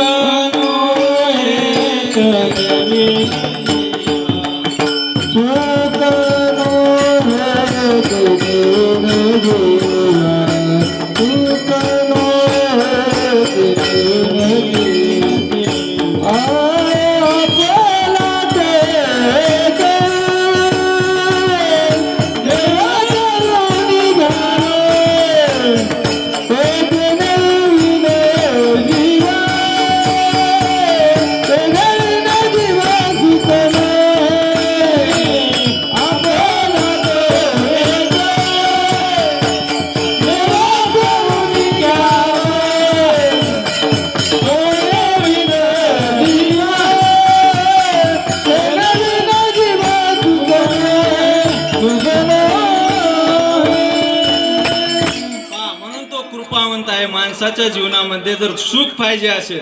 आपण कुठं विचार करतो सुख संसारात आहे म्हणतो. संसारात सुख नाही. संतांनी सांगितलं आपुला तो एक देव करुणी घ्यावा ते नेविन जीवा सुख नोहे. संताची संगत धरा. भगवंताची प्राप्ती करून घ्या. सुख माणसाला जीवनामध्ये घडोघडीला वाढू लागेल. संत चरण रज लागता सहज वासनेचे बीज जळून जाय. मग राम नाम उपजे आवडी सुख घडोघडी वाढू लागेल. कंठी प्रेम दाटे नैनी रीर लोटे हृदयी प्रगटे रामरूप. अशा पद्धतीनं तो कृपा सिंधू आहे. आपल्यावर त्याला सुख आणायचं का दुःख आणायचं हे त्याच्यामध्ये अंगामध्ये आहे. भगवंताची जर आपल्यावर कृपा झाली रंकाचा राव होतो आणि त्याच्या जर मनामध्ये असलं तर त्या राजाला सुद्धा रंक बनविल्याशिवाय राहत नाही. असा कृपावान भगवंत आहे. म्हणून भगवंताचा जर विचार केला तर या पृथ्वी तलावर दोन गोष्टीसाठी येतो. गीतेत मध्ये सदा सांगितलेला आहे बघा. यदा यदा हि धर्मस्य ग्लानिर्भवती भारता अभ्युत्थानम धर्मस्य तदात्माना सृजाम्यहम. काय करतो ज्यावेळेस धर्मावर ग्लानी आले त्या धर्माला पुनर्स्थापित करण्यासाठी येतो आणि भक्ताला काय करतो परित्राणाय साधूनाम विनाशाय च दुष्कृताम धर्म संस्थापनार्थाय संभवामी युगे युगे. अशा पद्धतीनं भगवंत येतो आणि त्याच्या मनामध्ये जे आहे ते करून दाखवल्याशिवाय राहत नाही. म्हणून धन्य तुझ कृपा सिंधू मनतील आपुला तो बोल साच करे. कुठंही लपून बसा. तुम्हाला जर वाटलं इथून लपून जाऊन बसलो जर म्हटलं तर त्यानं सोडायचं नसल्यावर त्यानं सोडच ना. आणि तुम्हाला जर म्हणतात बघा हातात माती घेतलं तर सोनं होतंय हो म्हणतात आणि सोनं असलं तर त्याची माती होऊन जाते म्हणतात. हे भगवंताची कृपा दृष्टी आहे. आपल्याला जर सुख द्यायचं असेल तर मातीचं सोनं त्यानं आपल्या मार्फत केल्याशिवाय राहत नाही. म्हणून एक बार वारकरी संप्रदायाच्या नियमाप्रमाणे आपण भजन करूया आणि प्रभू रामचंद्राच्या चरित्राकडे 15 मिनिटासाठी वळूया. कुमार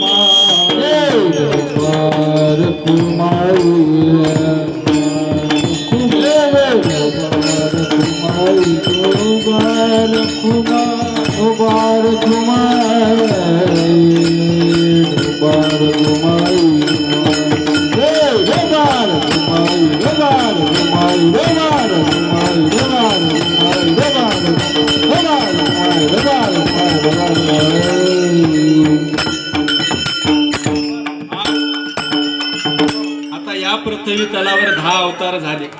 10 अवताराचं आपण वर्णन ऐकलंय की या पृथ्वी तलावर कशासाठी येतात, आल्यानंतर ते काय केलात. आजचा उत्सव म्हणजे प्रभू रामचंद्राचा. प्रभू रामचंद्र महाराज या ठिकाणी का आले, कसे आले, त्याचा आता आपण या ठिकाणी 15 मिनिटं पाहून आपण गुलाल टाकूया. या ठिकाणी प्रभू रामचंद्राचाच विचार का करावं. प्रभू रामचंद्राच्या जर जीवनाकडे बघितलं, या पृथ्वी तलावरले 2 अवतार पूर्ण महाराज, राम आणि कृष्ण.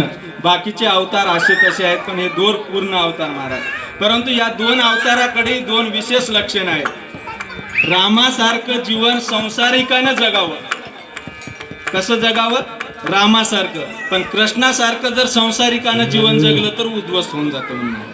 राजा व्हायचं, मालक व्हायचं, दुसऱ्याचं रक्षण करायचं, ह्या भानगडीत पडू नये म्हणून राम होऊन या ठिकाणी माणसानं काय करावं, जीवन जगावं. रामाकडे काय काय होतं महाराज, त्याच्याकडे पहा. वडिलाचं पहिलं जर काय असेल तर पितृवचन होतं का नाही. तो ज्या दिवशी प्रभू रामचंद्राचा शपथविधी होता, ठरलेला होता उद्या सकाळी शपथविधी आहे, परंतु लगेच दुसऱ्या दिवशी पाट येऊन सांगितलं की आता सकाळी शपथविधी होणार. रात्री जाऊन त्याला निरोप कळाला की तुमची आज शपथविधी नाही, राज्याभिषेक नाही, तर तुम्हाला वनवासाला जायचं आहे. प्रभू रामचंद्राच्या चेहऱ्यावर जेवढं राज्याभिषेक म्हणून जेवढा आनंद होता, तेवढाच वनवासाला जायचा शब्द ऐकल्या शुद्ध होता. त्यांनी म्हणलं मात्र पित्र भव, पितेच्या वचनापेक्षा काय श्रेष्ठ आहे म्हणून तो वनवासाला गेला. पितृवचन होतं, आदर्श भक्ती भाव, बंधुप्रेम होतं. काय बंधुप्रेम, भरताचं, विभीषण, भरत, शत्रुघ्न, लक्ष्मण, राम. काय हो, जीवाला जीव, स्वतःचा संसार सोडून देतो. लक्ष्मणानं 9 तरुण लग्न झालेली स्त्री स्वतः घरी ठेवतो आणि भावाबरोबर जातो. भरताचं प्रेम बघा. भरत काय केला हो, या गादीवर बसायच्या ऐवजी प्रभू रामचंद्राचे पादुका त्या सिंहासनावर ठेवला आणि राज्याभिषेक केला. किती बंधुप्रेम, घ्यासारखं आहे की नाही महाराज. अहो, लक्ष्मणाला एकदा त्याचा दृष्टांत सांगतो, थोडंसं तुमच्या लक्षात बसल. एकदा काय झालं, सीतेचं हरण झालं. सीतेचं हरण झाल्यानंतर सीता मातेला लक्ष्मणाला जबाबदारी दिलेली होती आणि त्यावेळेस आल्या आल्या सीता माता गेले बरोबर त्या ठिकाणी हनुमंतराय आले आणि हनुमंतरायाने लक्ष्मणाला विचारलं की लक्ष्मणा, सीता मातेचं हरण झालं, तुम्हाला सीता मातेच्या अंगावरली काही ओळख आहे का, काही ओळख आहे का म्हणले. त्यावेळेस लक्ष्मणाकडे पहा. लक्ष्मणानं म्हटलं मला सीता मातेचं काही ओळख नाही, परंतु एक गोष्ट ओळख आहे म्हणले की पायातली चैन ओळख आहे म्हणले. काय म्हणले, पायातली चैन ओळख आहे म्हणले हनुमंतरायाला, आणि त्या चैनीला मी ओळखितो, चैनीचे घुंगरं ओळखितो, ह्याच्या व्यतिरिक्त मला काही माहित नाही. म्हणजे त्यांनी सांगितलं का म्हणले असं.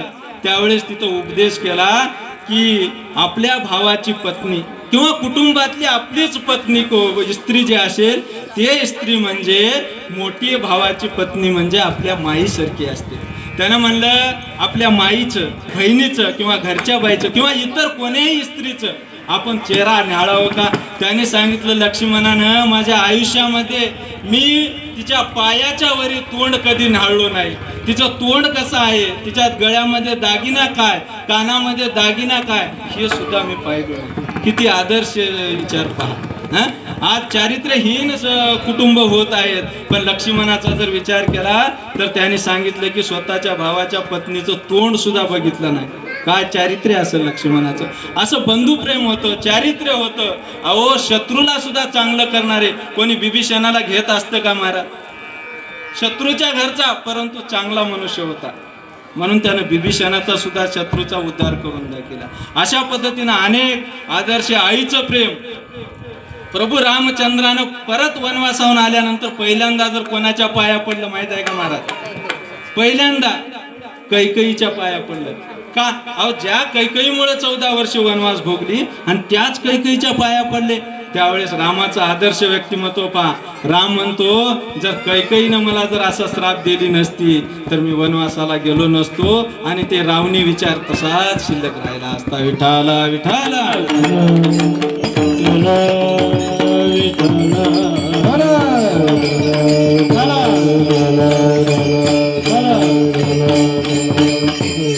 असो. पृथ्वी तलावर ब्रह्मदेवाचा मुलगा पुलस्ती, पुलस्तीचा मुलगा विश्रवा आणि विश्रव्याच्या 4 मुलं, एक कुबेर, रावण, बिभीषण आणि कुंभकर्ण, हे 4 भाऊ.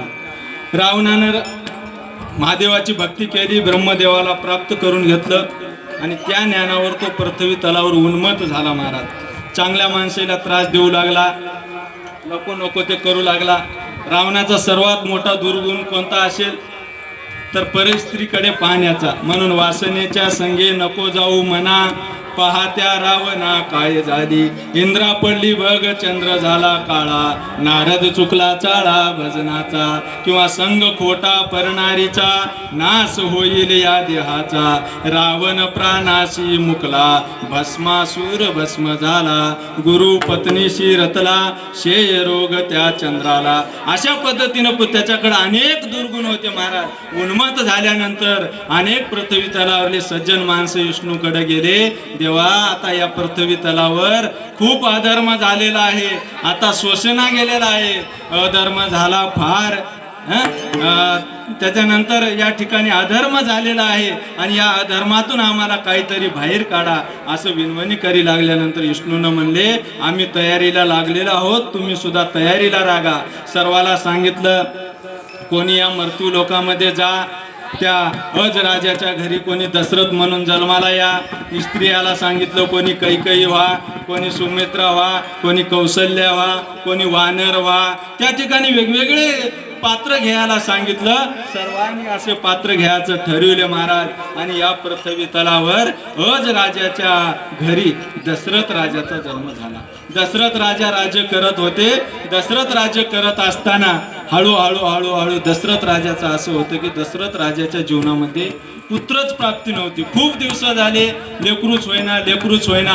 परंतु एक दिवस त्यांच्या स्वप्न पडलं दशरथाला की आपण कुठेतरी 3 जीवाचा वध केलेला आहे, असं स्वप्न पडलं. स्वप्न पडल्यानंतर त्या आपल्या दशरथानं काय केलं की आता हे स्वप्नाचा उलगडा, आपल्याला सुद्धा स्वप्न पडतं महाराज वेगळं. कधी जर रोज चिंतन केलं आणि ते स्वप्न पडलं तर समजायचं की दिवसभर ध्यान केलेलं स्वप्नात पडलं. परंतु कधीच काहीच ध्यानात नसलेली जर एखादी गोष्ट घडली तर काहीतरी त्याचं काहीतरी असतं. म्हणून त्याचं वडील धाडील माणसाला उलगडा करून घेतात. मग दशरथ राजाला स्वप्न पडलं की आपण 3 जीव मारलेले आहेत, याचा उलगडा करावं. म्हणून त्यांनी काय केलं, त्यांचा जे गुरु होते, रघुवंशाचे गुरु म्हणजे वशिष्ठाकडे गेले आणि वशिष्ठाला काय म्हटले, वशिष्ठजी असं माझ्या रात्री असं स्वप्न पडलं, मी 3 जीव मारलेले आहेत, याचं काय असेल या स्वप्नाचं कारण. त्यावेळेस दशरथानं त्या वशिष्ठाने सांगितलं, हे बघ, ह्याच्यातून जर तुला मुक्त व्हायचं असेल किंवा तुला अशी सूचना आहे, आता त्याचा अवघड आहे, कोण्या गुरुनं पाप कर म्हणावं असं सांगितलेलं मी एकच दृष्टांत तेवढा ऐकलो, का पाप करायला लावलं त्याचं मलाही उत्तर भेटलं नाही. बरं आदर्श, भेटलं तर कधी सांगेल. म्हणजे पुण्य जास्त झालं तर पुण्याच्या राशी व्हावं, परंतु पाप कर म्हणायचं नाही. संतांनी 3 गोष्टी सांगितलेल्या आहेत. बरं, माणसाच्या जीवनात एक गोष्ट एकदाच करावं म्हण, एक गोष्ट कधीच करू नये म्हण, आणि एक गोष्ट बार करावं म्हण. 3 गोष्टीचं महाराज उलगडा आहे. एक गोष्ट कोणती एकदाच करावं, माणसाच्या जीवनामध्ये लग्न हे एकदाच असते. जीवनामध्ये एक बार लग्न केलं, त्या लग्नाच्या नादाला डबल लागू नये. आता प्रारब्धानं काही जर अडचणी आल्या तर असू द्या, परंतु सहजासहजी एकदा लग्न केलं की दुसऱ्यांदा त्या लग्नाचा विचार करू नये. एकदाच करायची गोष्ट म्हणजे लग्न. 2दा कधीच न करायची गोष्ट कोणती आहे महाराज, कधीच न करायची. पाप हे माणसानं कधीच करू नये म्हण. पाप कसं राहतंय करून बघू सुद्धा म्हणून नये, त्याचा हेच करू नये म्हण, कधीच करू नये.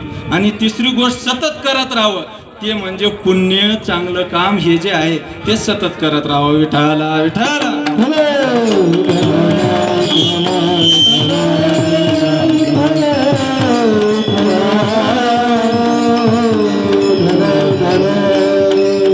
अशा पद्धतीनं काय झालं, त्या ठिकाणी वशिष्ठाने सूचना दिल्यानंतर दशरथ राजाने ऐकलं आणि तसं करण्यासाठी एका जंगलामध्ये गेले. बाण घेतले, बाण घेऊन एका नदीच्या काठावर बसले. जीव मारायचे, प्राण्याला मारायचं. नदीच्या काठावर पाणी पियाला येतील, आपण त्यांचे वध करावं ह्या हेतून एका झाडावर जाऊन दशरथ राजा बसलेले आहेत. याच काळामध्ये आपल्याच मात्रा पित्राची आदर्श भक्ती सांगणारा आपल्या मुखेडमध्येच मंदिर आहे. मला वाटते जवळपासच्या एरियामध्ये कुठेही नाही श्रावण बाळाचं मंदिर, 10 जिल्ह्यामध्ये तरी कुठं ऐकण्यात नाही. अशा श्रावण बाळानं आई वडिलाला काशी यात्रा करण्यासाठी घेऊन चाललेलं होतं. आणि यात्रेचा सुद्धा नियम आहे बरं. नवरा बायको आपले मायबाप जिवंत असले तर नुसते नवरा बायको कधीच जाऊ नये म्हण तीर्थयात्रेला, सोबत मायबापाला न्यावा म्हण बरं. तसं तीर्थयात्रा करायची श्रावण बाळाच्या आईवडिलाची इच्छा होती. श्रावण बाळाचे वडील आई वडील अंध होते, त्याने त्या श्रावण कावड केली. कावड करून श्रावण बाळ आपल्या आई वडिलाला तीर्थयात्रेला घेऊन जात होते. तीर्थयात्रा करत चाललेले होते. त्याच डोंगरामध्ये दशरथ राजा सुद्धा त्या झाडावर बसलेले होते. ते बसलेले असताना श्रावण बाळाच्या आई वडिलाला तहान लागलेली होती महाराज. तहान लागल्यानंतर श्रावण बाळाच्या आई वडिलांनी म्हणले, श्रावणा तहान लागलेली आहे, पाणी घेऊन ये. त्या आई वडिलाला श्रावण बाळाने एका झाडाखाली बसवलं आणि पाण्याचं साहित्य घेऊन तो पाणी आणण्यासाठी गेला महाराज. तिकडे त्याच नदीच्या काठावर दशरथ राजा बाण घेऊन बसलेला होता. ते बाण बसलेला होता, अंधार पडलेला होता. श्रावण बाळाने त्या नदीमध्ये गेलं आणि ते कमंडलू पाण्याचं भरू लागला. त्यावेळेस बुडबुड बुडबुड बुडबुड बुडबुड असा आवाज आला महाराज. आल्यानंतर ते बुडबुड आवाज आले की त्या दशरथाला कळालं की कोणता तरी प्राणी या ठिकाणी पाणी पियाय आलेला आहे. त्या बुडबुड आवाजाच्या दिशेनं दशरथ राजाने बाण मारला आणि त्यावेळेस श्रावण बाळाने किंचाळ्या ठोकले, रामा रामा माय बापा म्हणले. बरोबर दशरथ राजाने म्हणले, काय कराय गेलो, एक झालं एक म्हणून तो खाली आला. दशरथाच्या पाया या श्रावण बाळाच्या पाया पडला आणि सांगितलं. पण श्रावण बाळाचा प्राण जाजेपर्यंत श्रावण बाळानं दुसरं काही सांगितलं नाही. त्याने सांगितलं की दशरथा, मी तर आता अंत्येष्टीवर आहे, परंतु माझे मायबाप इथं झाडाखाली पाण्यासाठी तरफडत आहेत, त्यांना एवढं पाणी नेऊन दे म्हटलं. द्या म्हटल्याबरोबर त्याने तिथं प्राण सोडले महाराज. हळूहळू या दशरथ राजाने तिथं पाणी घेऊन गेले. आवाज दुसरा काढावं, काय करावं म्हणून बोलच ना. त्यांच्या पायाचा आवाज ऐकून श्रावण बाळाचे आई वडील म्हणले, श्रावणा काय झालं बोल की, पाणी आणलंस का? आणलोय म्हणणा, नाही बी म्हणणा, पाणी पुढं करतात. पण श्रावण बाळाला मायबाप म्हणला, रे पाणी मागल्यानं रुसलास का? असं म्हणू लागले. त्यानंतर हळूहळू काहीच बोलना. मायबापानं दुःखाने व्यक्त केले, रागा आलास का? तीर्थयात्रेला ने म्हणल्यानं रागा आलास का? अनेक प्रश्न निर्माण झाले. काय केल्यानं त्याला वाटलं त्या मायबाप लेकरामधले आता जास्त वेळ आपण त्यांच्यातला संशय वाढू देऊ नये म्हणून दशरथानं काय केलं, पटकुन्या त्या ह्याच्या पाया पडले महाराज, श्रावण बाळाच्या आईवडिलाच्या, आणि तुमचा पुत्र माझ्या बाणेने मेलेला आहे, पाणी पिवा. त्यावेळेस त्या श्रावण बाळाचे आई वडील पाणी पिले नाहीत. पाणी पिले नाहीत. त्यांनी त्याच ठिकाणी श्रावण बाळाचा माझ्या हाताने वध झाला म्हणल्यावर, माझ्या ह्याच्याने हे झाला म्हणल्याबरोबर, घात झाला म्हणल्याबरोबर दोन्ही आई वडील पाय फोरायला लागले आणि पाय फोरून जाग्यावरून त्यांनी प्राण सोडले. पण सोडता एक श्राप दिला दशरथ राजाला. दशरथा, आम्ही ज्या पद्धतीनं पुत्राच्या वियोगानं मरत आहोत, पुत्र म्हणून आम्ही मरत आहोत, त्याच पद्धतीनं तू सुद्धा पुत्र म्हणत मरशील म्हणून त्यांनी श्राप दिला महाराज. दशरथ राजा हताश झाला. काय कराय गेलो, झालं काय कराय गेलो, झालं काय, असं विचार करत असताना त्याच्या मनामध्ये एक विचार आला महाराज. त्याला वाटू लागलं, त्याला तर लेकरूच नव्हतं, पटकून त्याच्या ध्यानामध्ये आलं की बाबा दशरथाने जर आपल्याला तर श्रावण बाळाच्या आईवडिलांनी शाप दिला, परंतु आपल्याला एक तर अपत्य नाही, याचा अर्थ त्यांच्या शापानं आपल्याला लेकरू होणार आहे हे सिद्ध झालं. त्याचा आनंद सुद्धा वाटू लागला. एकीकडं दुःख, एकीकडं आनंद. त्यानं मला त्यांनी शाप दिले, ह्याचा अर्थ त्या ठिकाणी पुत्र होणार. विठाला विठाला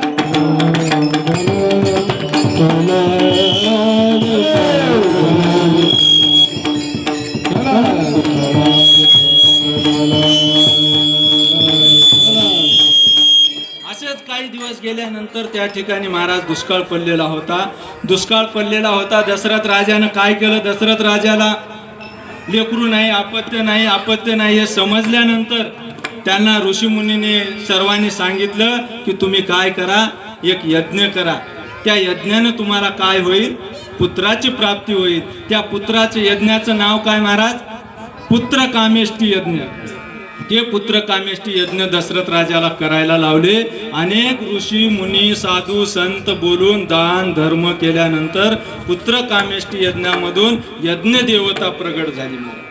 आणि यज्ञ देवता प्रगट झाल्यानंतर त्या यज्ञ देवतेने एक पायसाचं ताट दिलं. त्या दशरथ राजाच्या हातामध्ये पायसाचं ताट दिलं आणि त्याने सांगितलं की हे नेऊन तुमच्या पत्नीला खाऊ घाला आणि याच्यामुळे निश्चितच पुत्र प्राप्त झाल्याशिवाय राहणार नाही. म्हणून त्यांनी हे पायस दिल्यानंतर पहिल्यांदा दशरथ राजाने काय केलं? आपल्या मोठ्या पत्नीला कौशल्येला गेलं आणि पहिलं पायसाच्या ताटातली खीर त्यांनी ते पायस खायला दिलं. कौशल्य ज्ञानी होती, स्वभावानं चांगली होती. त्या कौशल्यानं ते पायसाचं हे खाल्लं, प्राशन केलं. दुसरी कौशल्यानंतर दुसरी सुमित्रेला जेवण त्यांनी ताट दिलं, तिनं सुद्धा खाली. पण कैकेयीला तिसऱ्यांदा दिल्याबरोबर ती दुष्ट होती. तिनं म्हणली माझ्याकडं पहिल्यांदा कस काय आले नाही, म्हणून तिनं ते ताट हिबाळून दिली. महाराज वाईट माणसाला आधी मान पाहिजे बरं, नाहीतर नासाडी करते. म्हणून कुठेही आधी वाईटाला चांगलं मान देतात. नाहीतर बरोबर आपल्याला वाटतंय बायला कुठेही जात तेच माणसं पुढे दिसू लागले तो कस काय म्हणते. त्याचं एक शास्त्र आहे बरं. जे नासाडी करणारी माणसं आहेत त्याच्याच हातात कारभार दिलं की काहीच होईना. विठाला विठाला.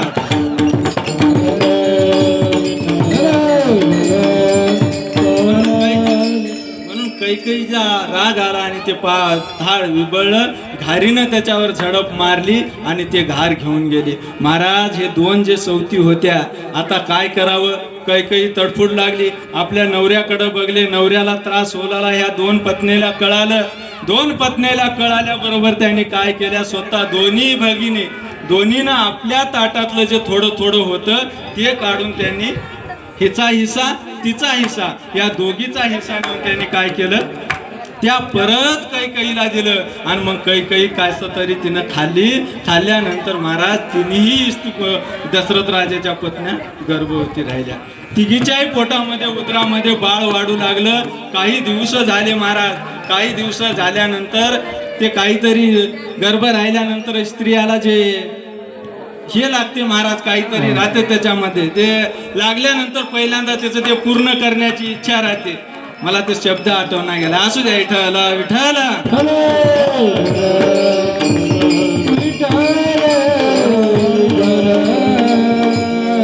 अशा पद्धतीने त्यांची ती इच्छा पूर्ण करायची. 1-2-3 महिने गर्भ राहिल्यानंतर एक कार्यक्रम असतो.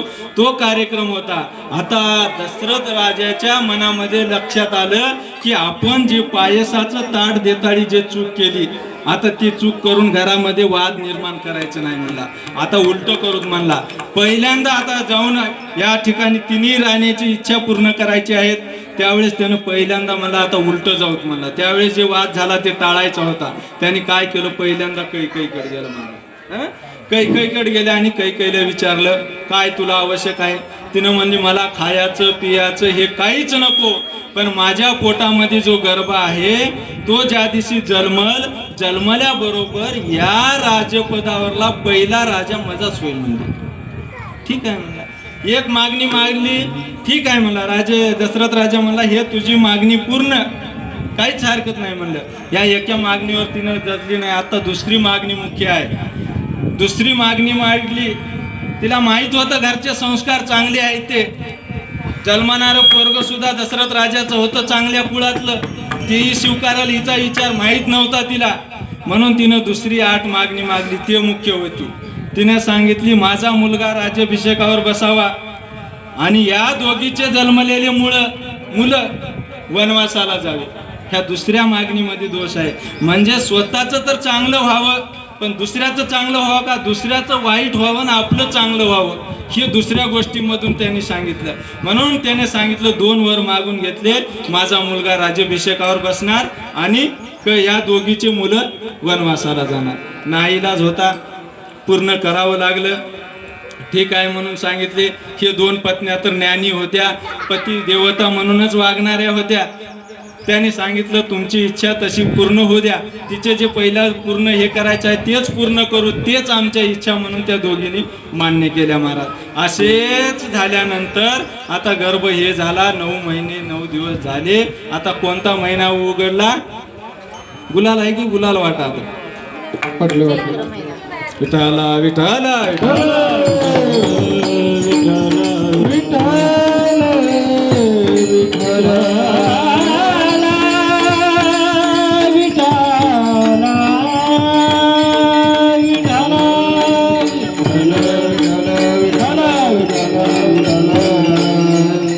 अशा पद्धतीनं आता उत्तम दिवस निघालेला आहे. उत्तम हा चैत्र मास. कोणता महिना? चैत्र महिना. उत्तम हा चैत्र मास. ऋतू वसंताचा दिवस. ऋतू कोणता होता? वसंताचा. चैत्र महिना होता. ऋतू वसंताचा दिवस. शुक्ल पक्षी ही नवमी. उभे सूरवरते योगी. मध्यानाशी दिनकर कधी आलेला आहे?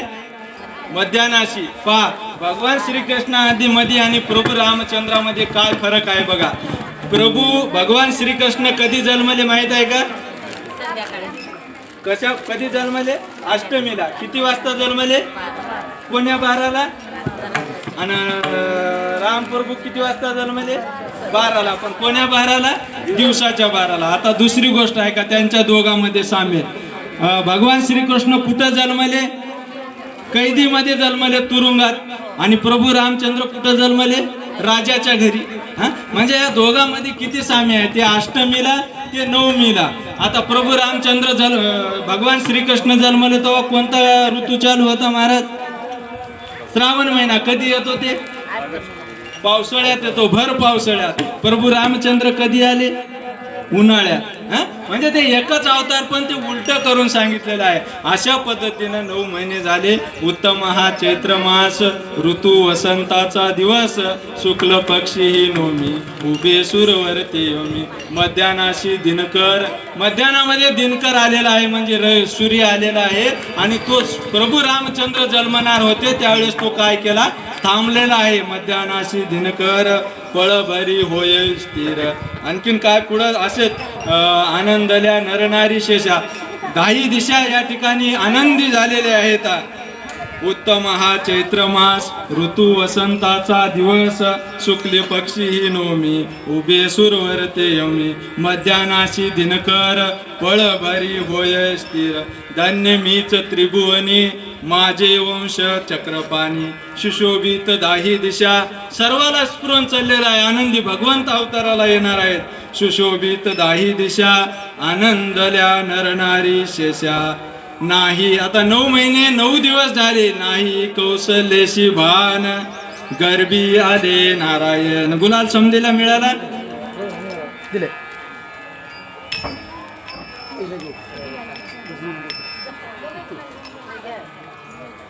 आता काय करायचं आपण? शेवटचं चरण म्हणलं. आता एक बार आपण अभंग म्हणूया. आणि अभंग म्हणले की लास्टच्या चरणाला आपण गुलाल टाकायचं. समजायला गुलाल वाटा. उत्तम हा चैत्र मास. उत्तम हा चैत्र मास. उत्तम हा चैत्र मास. उत्तम हा चैत्र मास. ऋतू वसंताचा दिवस. ऋतू वसंताचा दिवस. ऋतू वसंताचा दिवस.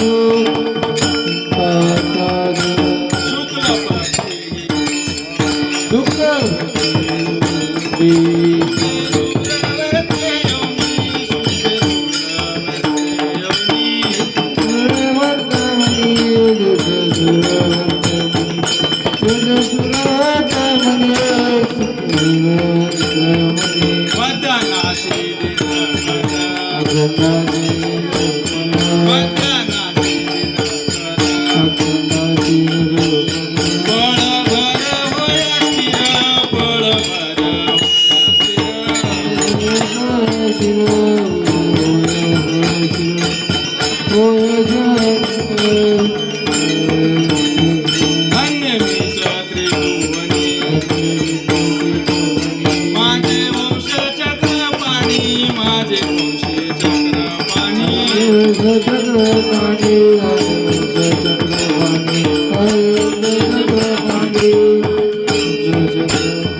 सुशोभित दाही दिसा सुशोभित दाही दिसा आनंद नरनारी शेष आनंद नरनारी शेष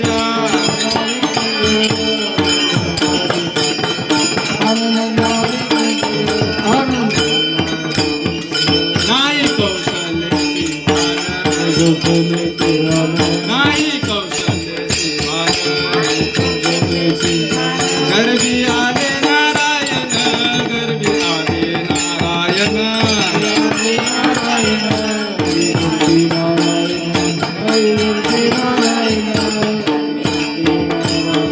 शुक्ल पक्षी शुक्ल पक्षी उभे सुरावरते योनी उभे सुरावरते योनी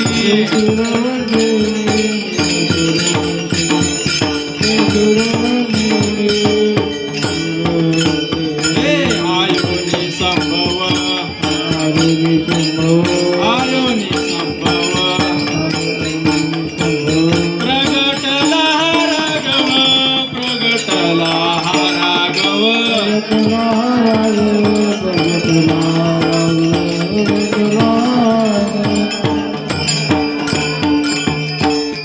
आयोनी संभव नोहे काही आणि आयोनी संभव प्रगटला हा राग आयोनी संभव प्रगटला हा राघव पुंडली गोरधारी ठल श्री ज्ञानदेव तुकाराम रघुरामचंद्र भगवान की जय रघुपती राघव राजा राम पतित पावन सीताराम रघुपती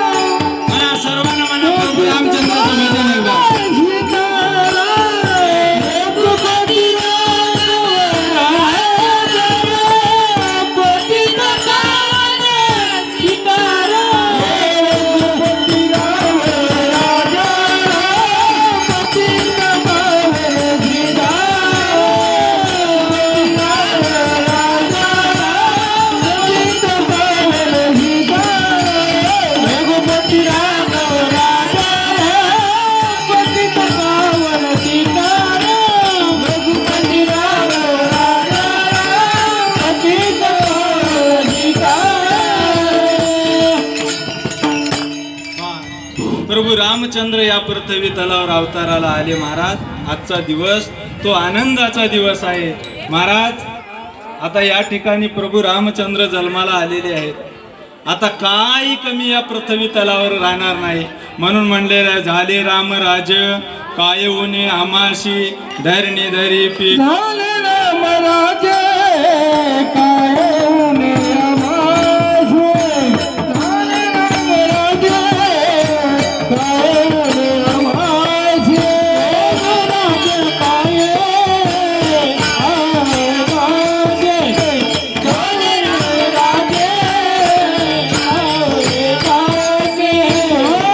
रामराज काय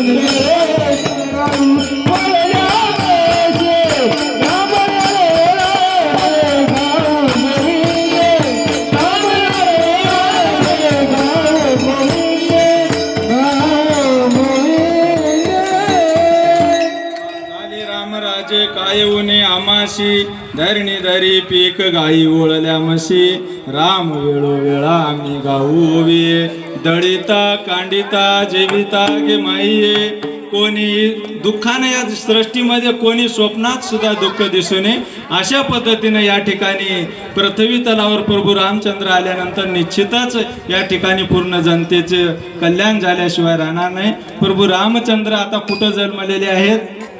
अयोध्येत जन्मले, इथंही जन्मले, पण आपण कुठं जन्म साजरा करलेल्या? त्या पाळण्यामध्ये. माय महाराज त्या पाळण्यामध्ये माय माऊली जसं प्रभू रामचंद्र जन्मलेत त्या पाळण्यातला राम तिथंच राहून चालत नाही, ते आपल्या हृदयामध्ये जन्मावं लागतं. तिथला पाळणा तिकडेच राहिला तर आपल्या काही उपयोगाचा नाही महाराज. म्हणून प्रभू रामचंद्राच्या जन्मादिवशी जास्त नाही, जसं आपण आषाढी कार्तिकी जसं वारकरीने आपण वारी उपवास करतो तसं प्रभू रामचंद्राच्या जन्माच्या वेळेस जन्म होजेपर्यंत तरी उपवास करावा. मला यावेळेस कोणी जर जेवून आले असतात तर पुढल्या वेळेस या ठिकाणी फराळ करून या. मी काय कीर्तनकार मोठा नाही, पुढल्या वर्षी मीच येईल असंही काही नाही. मी काय कोण्या गावाला जास्त जात नाही, कुठं काही हे करत नाही. आणि विशेष म्हणजे मी कीर्तन करत असताना कुठला 1 रुपया सुद्धा कुठं घेत नाही. स्वतःच्या मोटरसायकलनं 10 किलोमीटर पर्यंत जातो. न भीती वाटली तर डबल मोटरसायकल सोडायला रात्री घेऊन येतो. परंतु मला पैशाची गरज नाही. मी तुकोबारायाच्या एका चरणाचं ऐकलं. माझ्या वडिलांना जसं प्रभू रामचंद्रानं दशरथ राजाला ऐकलं तसं माझ्या वडिलांना मी कीर्तन करायला सुरुवात केल्यानंतर, आम्ही श्रीमंत नाही बरं, आमच्या सावकारचे इथं वडील माझे 28 वर्ष मुनीमध्ये. आता त्याच्याबद्दल काही हे नाही, परंतु माझ्या वडिलांनी एक शब्द दिला, कीर्तन कर. रोज सांगतात घरी सर्व ग्रंथ अनेक आणून ठेवलेत, पण त्यांनी सांगितले की देवाचं नाव घेऊन पैसे घ्यायचे. त्यांनी सांगितले एवढं तर तू पाळ म्हणले. बरं ठीक आहे म्हणलं. ज्या दिवशी मला कपडे भेटणार गेले, खायला भेटणार गेले त्या दिवशी बघतो म्हणलं. पण जर बाकीचं भेटून आलं तर कधीच घेईना म्हणलं. आणि तुकोबाराय प्रमाण सुद्धा दिलेत बरं महाराज. जे ते कीर्तन करावे ते अन्न न शिवावे, बुका लावू नये भाळा, माळ घालू नये गळा, तटा वृक्ष भाशी जाना, तृण मागो नये जाना, तुका म्हणे देती घेती तेही नरका जाती. आता मोठमोठ्या महाराजाचं जर बघितल्या तर त्यांना लोभानं जेलमध्ये चालले तो, काही खोटं बोललालेत, काही भक्ताची लूट करू लागलेत आणि खूप संपत्त्या गोळा करून आता जेलला जायची वेळ आहे. म्हणून माणसानं लोभ देऊ नये. तुम्ही म्हणशाल पकवाजालाही की पैसे देऊ नये का, टाळकरीलाही देऊ नये का? तसं नाही. महाराजानं 5 वर्ष परभणीला शिकलेला आहे बरं. सामान्य कुटुंबातला 1 एकर सुद्धा शेती नाही. आता याच्यावर उदरनिर्वाहाचं त्याला काहीतरी द्यावं लागेल की नाही?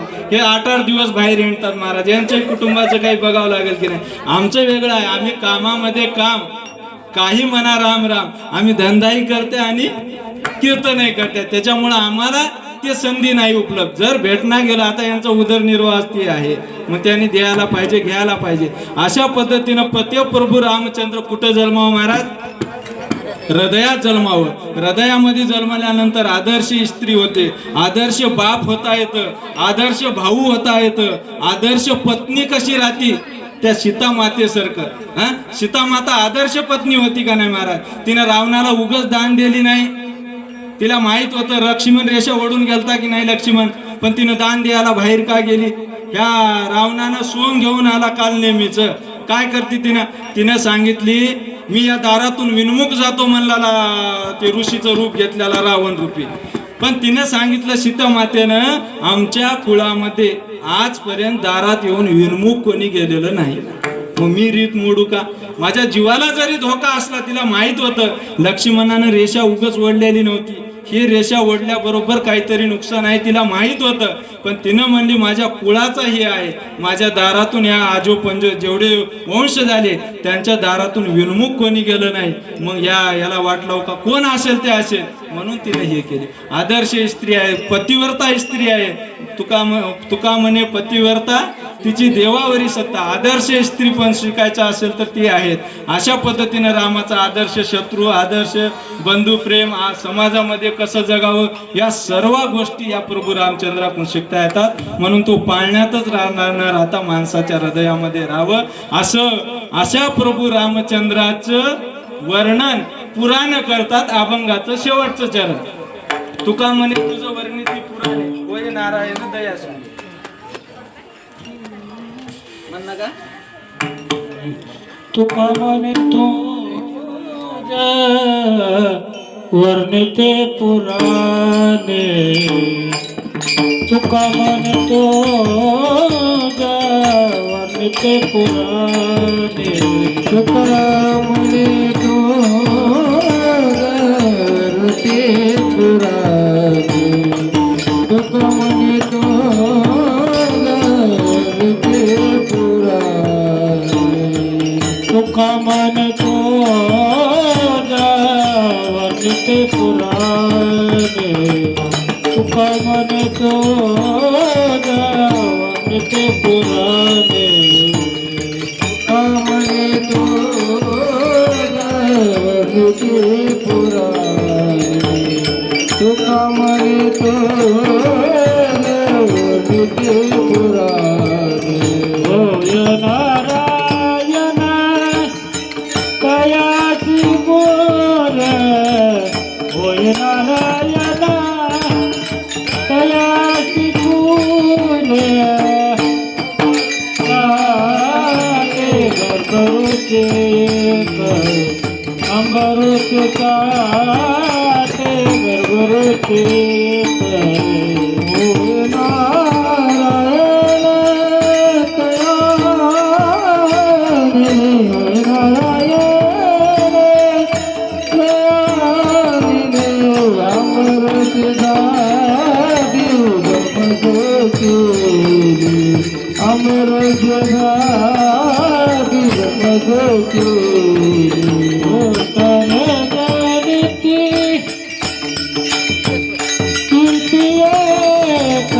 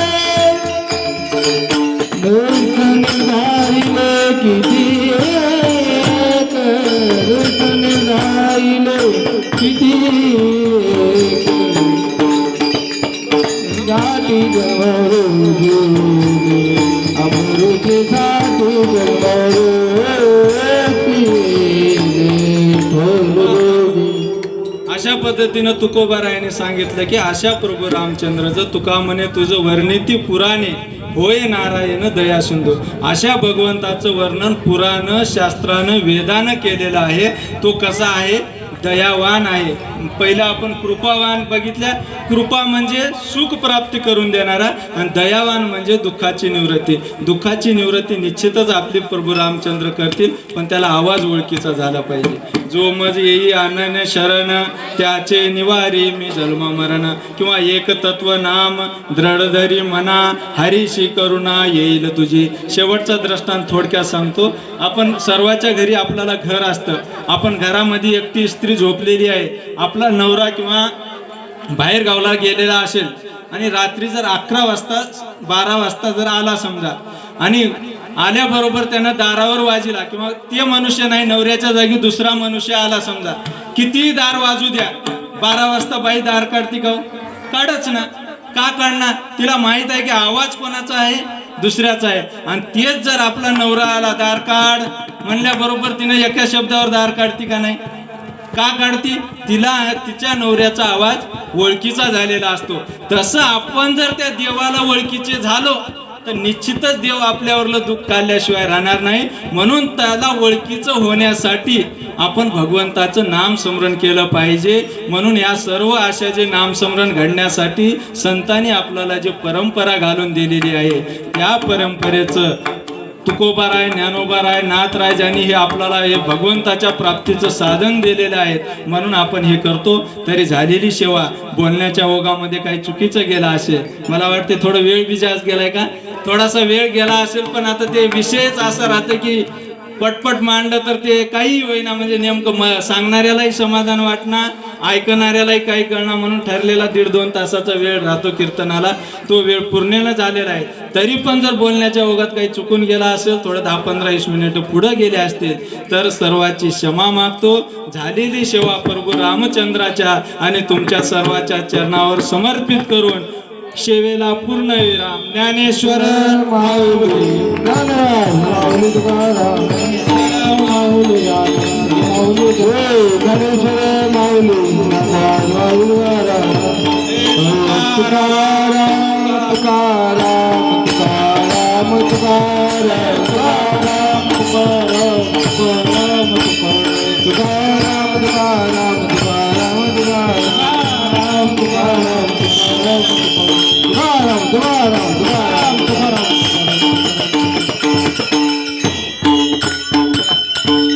कोणाला रामाची आरती पाठ असेल तर कुठं आणि दुसऱ्या काय करायचं?